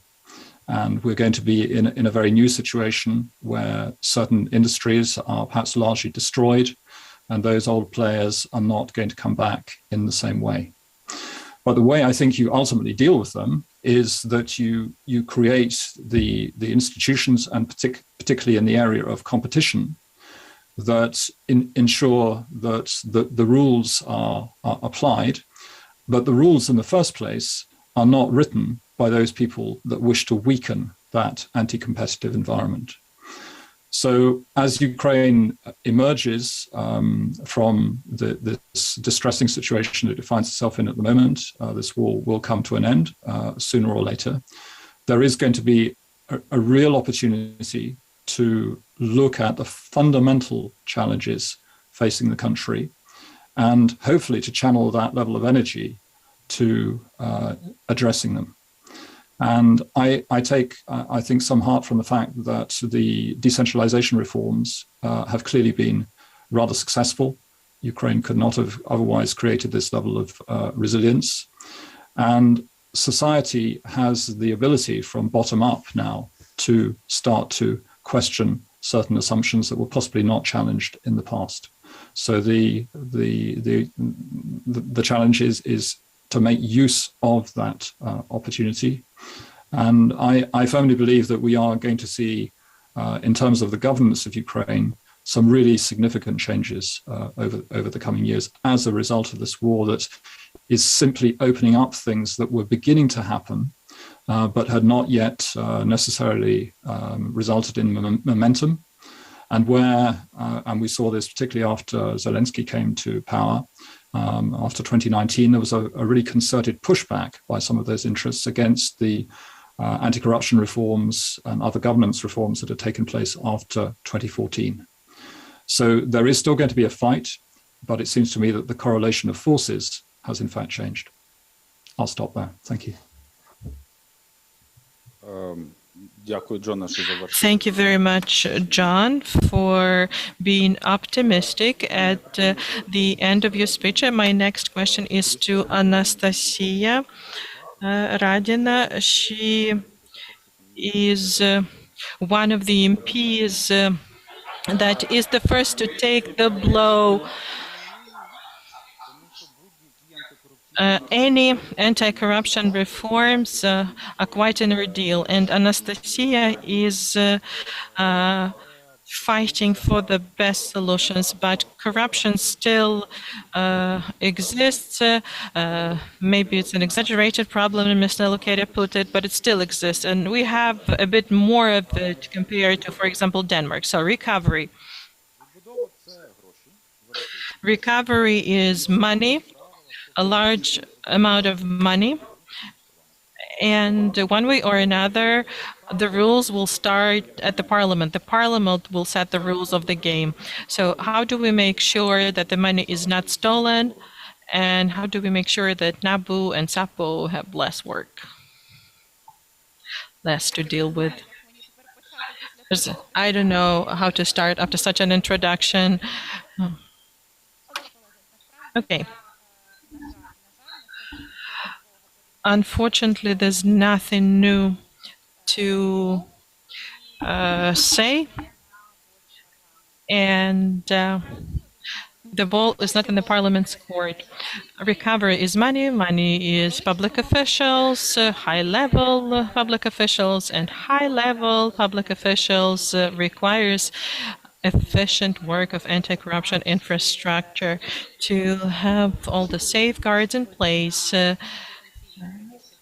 so that the price of potential theft of the government money would be high and the punishment irreversible. And once again, the ball is not in the parliament's court. We need to do some self-explanatory things that are no surprise for anyone here. A special anti-corruption prosecutor's office has been without a director for 2 years, and add to that the absence of the deputy head. We have an acting head of SAPO, and he's head of the department, actually, and we don't have half of the prosecutor because they were drafted to the army in mobilization. So SAPO isn't very much capable of running their operation, and also there are problems with their autonomy. Second point, also quite obvious, the absence of the direct of NABU's appointment. The selection procedure hasn't yet started. There's a decision of the Cabinet of Ministers setting up the commission, but they still have no authority, and this issue is still suspended in mid-air, which is unacceptable. There's a similar situation as far as ARMA is concerned. The selection procedure was supposed to restore their operations. I don't know if I can comment on that, but I wasn't very happy with the list of the people that are participating in the selection procedure right now. This is my personal opinion. Given this situation, could we say that the anti-corruption infrastructure as a safeguard from even having a thought of stealing money is complete? No, this is an undertaking that is still yet to be dealt with. The European Commission actually pointed to that, and we as the Parliament need to work on that, and we need to do it fast, because delaying the matter is just ridiculous. Now, regarding the money for recovery, and this will be a personal opinion again, and it's as follows. I think the best thing that we can do now, as far as the large infrastructure project is concerned, is to make sure that the distribution of the money happens in line with my favorite model, similarly to what should have been used for the selection of NABU director. In particular, what I mean is making sure that no public officials could have personal discretion who would be a contractor in various projects. It's not because I do not believe in the public officials, but because the temptation is too high. And our partners need to trust that we put the money to good use. And this is a matter of ethics and maybe a matter of high treason, because as soon as the matter of corruption in large infrastructure recovery projects are raised, then there's less money sent to us, and this hurts the people who suffered from war. That's how I see it. Nothing new. And if we come up with some recipes that haven't yet been mentioned, that would be great. But I don't think we need to invent a wheel here. We need to wrap up what needs to be done for proper operations of the anti-corruption infrastructure authorities, and the matter of distraction in managing the money. One more thing to add to what Anastasia has said. The anti-corruption infrastructure is complete, but they aren't very capable without the leadership. And secondly, there needs to be a model, because it's not a good idea to trust our public officials with everything, but Ukraine has successful tools that could help do that. There's been a lot said about potential inefficiency of the previous reforms, and therefore we need to use new procedures.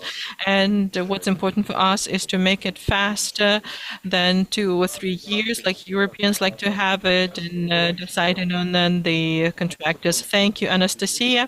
I am hoping that the selection procedure for NABU director will be over at some point, and I hope that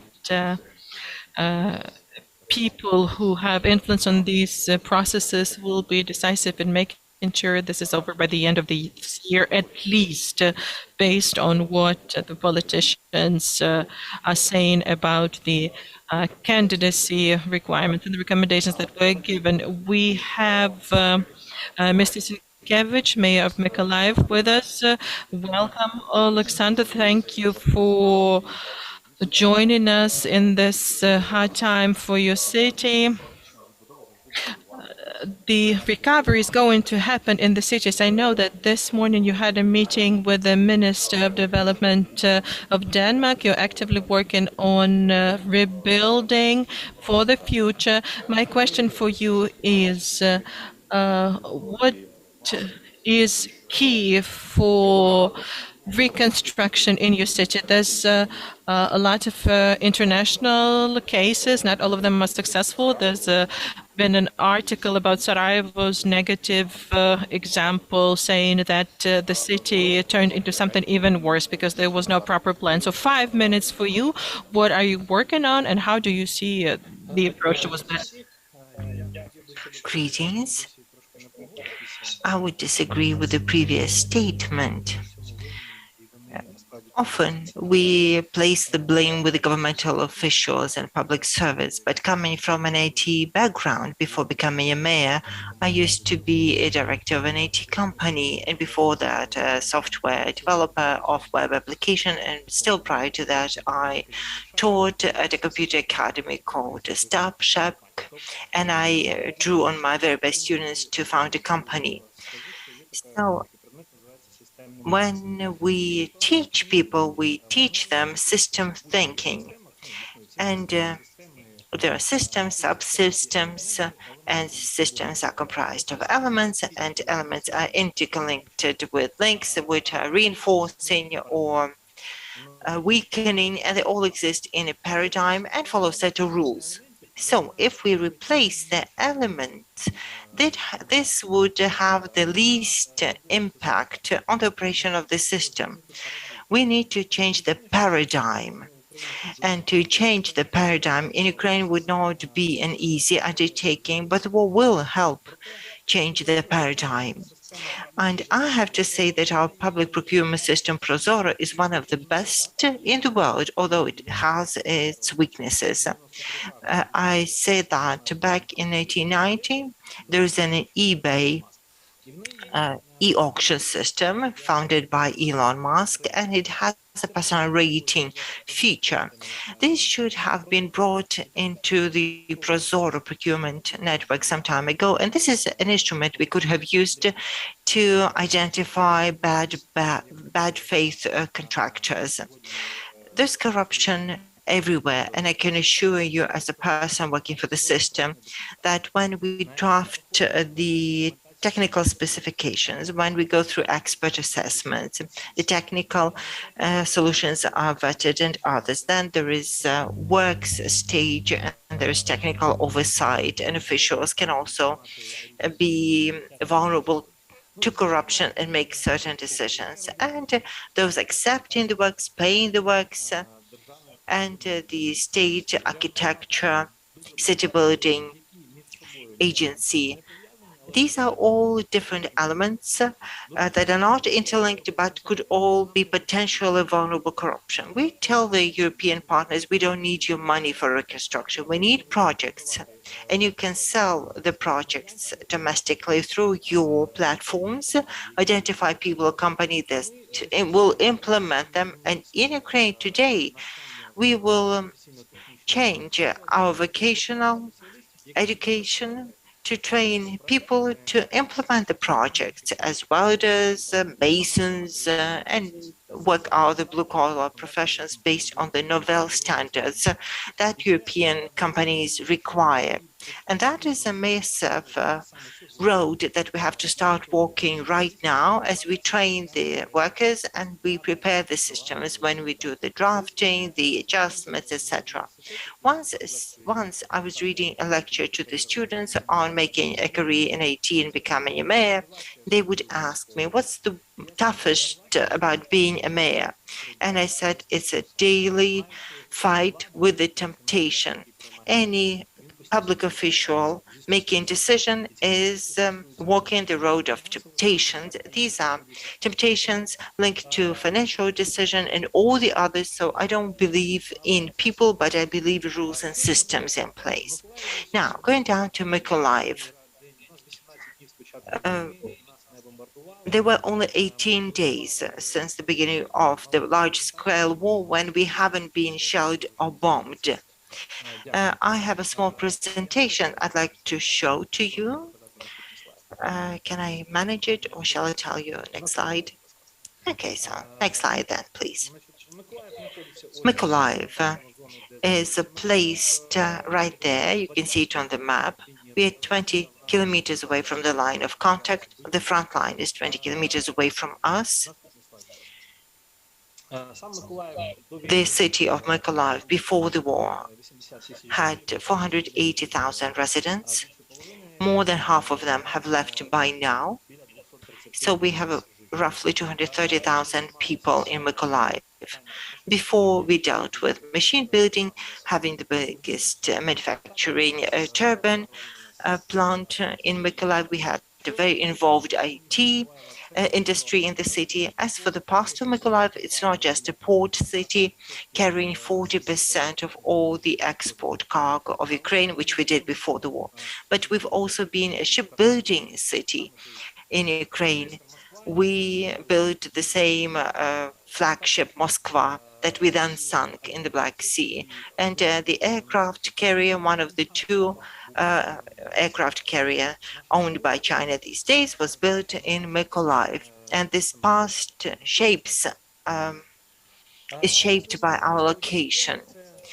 We are experiencing the problem. We used to drink water from the Dnieper, but this artery has been severed, and we have to drink water from the southern Bug River, which is running through the city. It is salty, so it's technical. People cannot drink it, cannot cook with it, but as a minimum they can wash their laundry and take showers with it. So this is a massive problem we are facing, and it is providing drinking water to the city. The same pertains to the heating. Now the city of Mykolaiv is not concerned about the disruption of gas supply, but we hear disruption of heating as there are many houses that lack windows and doors and people to put some boards over them. So this is something we discussed with the Minister for the Development of Denmark. If I could have the next slide, please. Так, щось там. Технічний якийсь момент. О, добре. Тобто, ми розуміємо, що війна закінчиться. So, we know that we shall win this war, and we are determined to win. And we are looking at the hard and soft challenges and solutions for the city. Firstly, we need to reconsider the general plan of the city, and the war can serve as a catalyst to rethink ourselves as a city and as a country. When the Soviet Union disintegrated, we were just a part that fell away, having one leg, one heart, and lungs, and we tried to live that way. But now we can reconsider ourselves as a new body, as a new entity, and breathe new sense into the regions. And every city is in a good position to reconsider and redefine itself.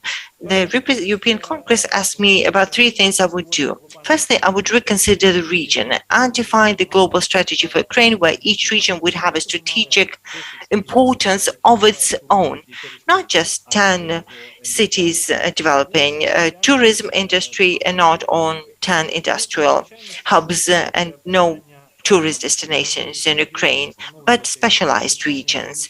And secondly, if we could bring in special economic zones, similar to Poland, we need to amend the law on special economic zones and to have the parliament adopted. And thirdly, I would change the paradigm that the public servant has to be poor. An official cannot be honest if he is poor. And I keep making this point connected with corruption. If we take the case of Singapore, then the top officials would be paid as well as the top managers of the companies and a little bonus on top. If we want to bring in honest professionals and pay them the janitor's fee, it won't work. The mayor is paid the same salary as a third-year university student is getting in an IT company, some PHP developer, middle-level developer. Not the very best, not the top-notch IT designer. So going back to the city, we need to boost our capacity. We need institutional capacity that we should be training already now. We need integrity built into the processes and a new strategy for the city of Mykolaiv. As for the hard issues, it's security, infrastructure, implementation of the changes you have spoken of, and implementation of the green technologies. But also, today we're talking about the reconstruction of Ukraine, but once we recover the body, it has to be autonomous. So the investments have to make sure that Ukraine isn't dependent on more injections of blood money, but it being an autonomous, self-reliant country. And to make that happen, we need to have the institutional capacity and the investment climate favorable for investments. On this slide, we define the challenges and solutions that we have offered. So we would like to take them one by one. As for coordination, we are looking to create a coordination unit in liaison with our European partners, adopt the very best practices and ready-made solutions, involve people in decision-making. On the map, you can see the connections. Let's go through them one by one to save the time. So this is how we see it. And now I'm happy to take any questions, and thank you very much for listening. Alexander, thank you for your presentation. Thank you for your comments. I would only add that personally, we don't think the public officials are bad. They're good and bad ones.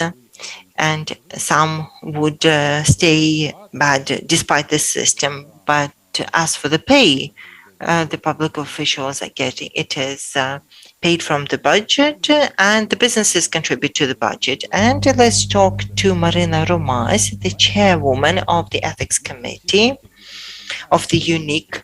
We know about the business involvement, and I was overwhelmed to see the businesses drawing on their assets and raising this money, giving it away to the army. And we want Ukrainian companies to play a decisive role in the recovery of Ukraine. And businesses also need to be honest and transparent enough. So have any integrity criteria change for business? Could a force measure be an excuse to cut costs and perhaps fire compliance officers? Will businesses follow the rules already in place? And we can mention a number of successful private and state-owned companies that can boast compliance and integrity. I'd say that integrity criteria and requirements haven't changed, and they shouldn't change. Reason being that when we talk about compliance, it's not just about the rules and limitations. Compliance, first and foremost, is about culture. And culture is our DNA. It's either there or not. The businesses that had evolved compliance structure before the war still have it in place. And they follow the honest way of doing business. Those that haven't should be thinking about evolving their compliance structure. For the reason that now we all know we have broken away from the other vectors, and our only vector is leading to Europe. And the businesses know that they will have to access European markets next, where they will face with healthy competition. And to be able to succeed there, they need to have an evolved compliance structure. Otherwise, they won't be able to attract investments. They won't be able to access the European markets. So I know that businesses are contemplating these questions right now, and they know that they need to be developing, evolving compliance internally. Certainly, business needs support, and the All-Ukrainian Network of Integrity and Compliance is doing a lot to help the businesses evolve their compliance structures internally, as it is a unique business initiative, this Ukrainian Network of Compliance and Integrity, unique, that has three strategic prongs. The first is a platform which helps implement compliance, that promotes compliance.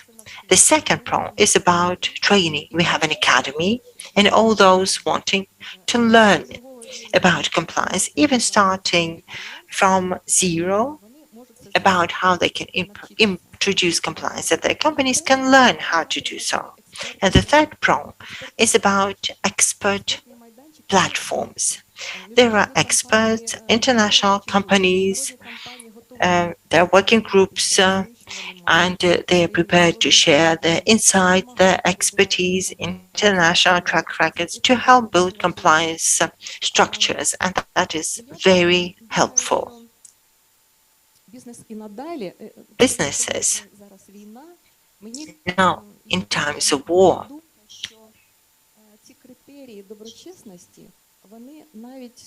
would place even greater value on the compliance criteria now, at times of war. Now we have a lifetime opportunity to rebuild a prosperous European country. We are a European country, but we need to rebuild it as a country with the rule of law, working like clockwork. And all of us have to pursue the interest. We are all have to contribute, and the businesses will help rebuild Ukraine, will help draw the recovery plans. We need to know what the plans are about, what resources are needed. We give it access to the resources. So going back to the issue of the Ukrainian Network of Integrity and Compliance, I would like to say that we have already sent a letter to the Cabinet of Ministers of Ukraine, the Presidential Office, and the head of the National Council for Reconstruction. And this letter contained a number of proposals to the effect that we need to bring in a very transparent mechanism to bring in partners and contributors to the reconstruction. Secondly, the integrity elements have to be integrated as intrinsic elements of the plan. And thirdly, the plan has to be thoroughly monitored for public access and transparency of the data. I'm fully supportive of Alexander, as I'm skeptical about the people, but I believe in the systems. I would concur with him entirely there. We're a digitalized country. We're the first digitalized countries, unmatched by others.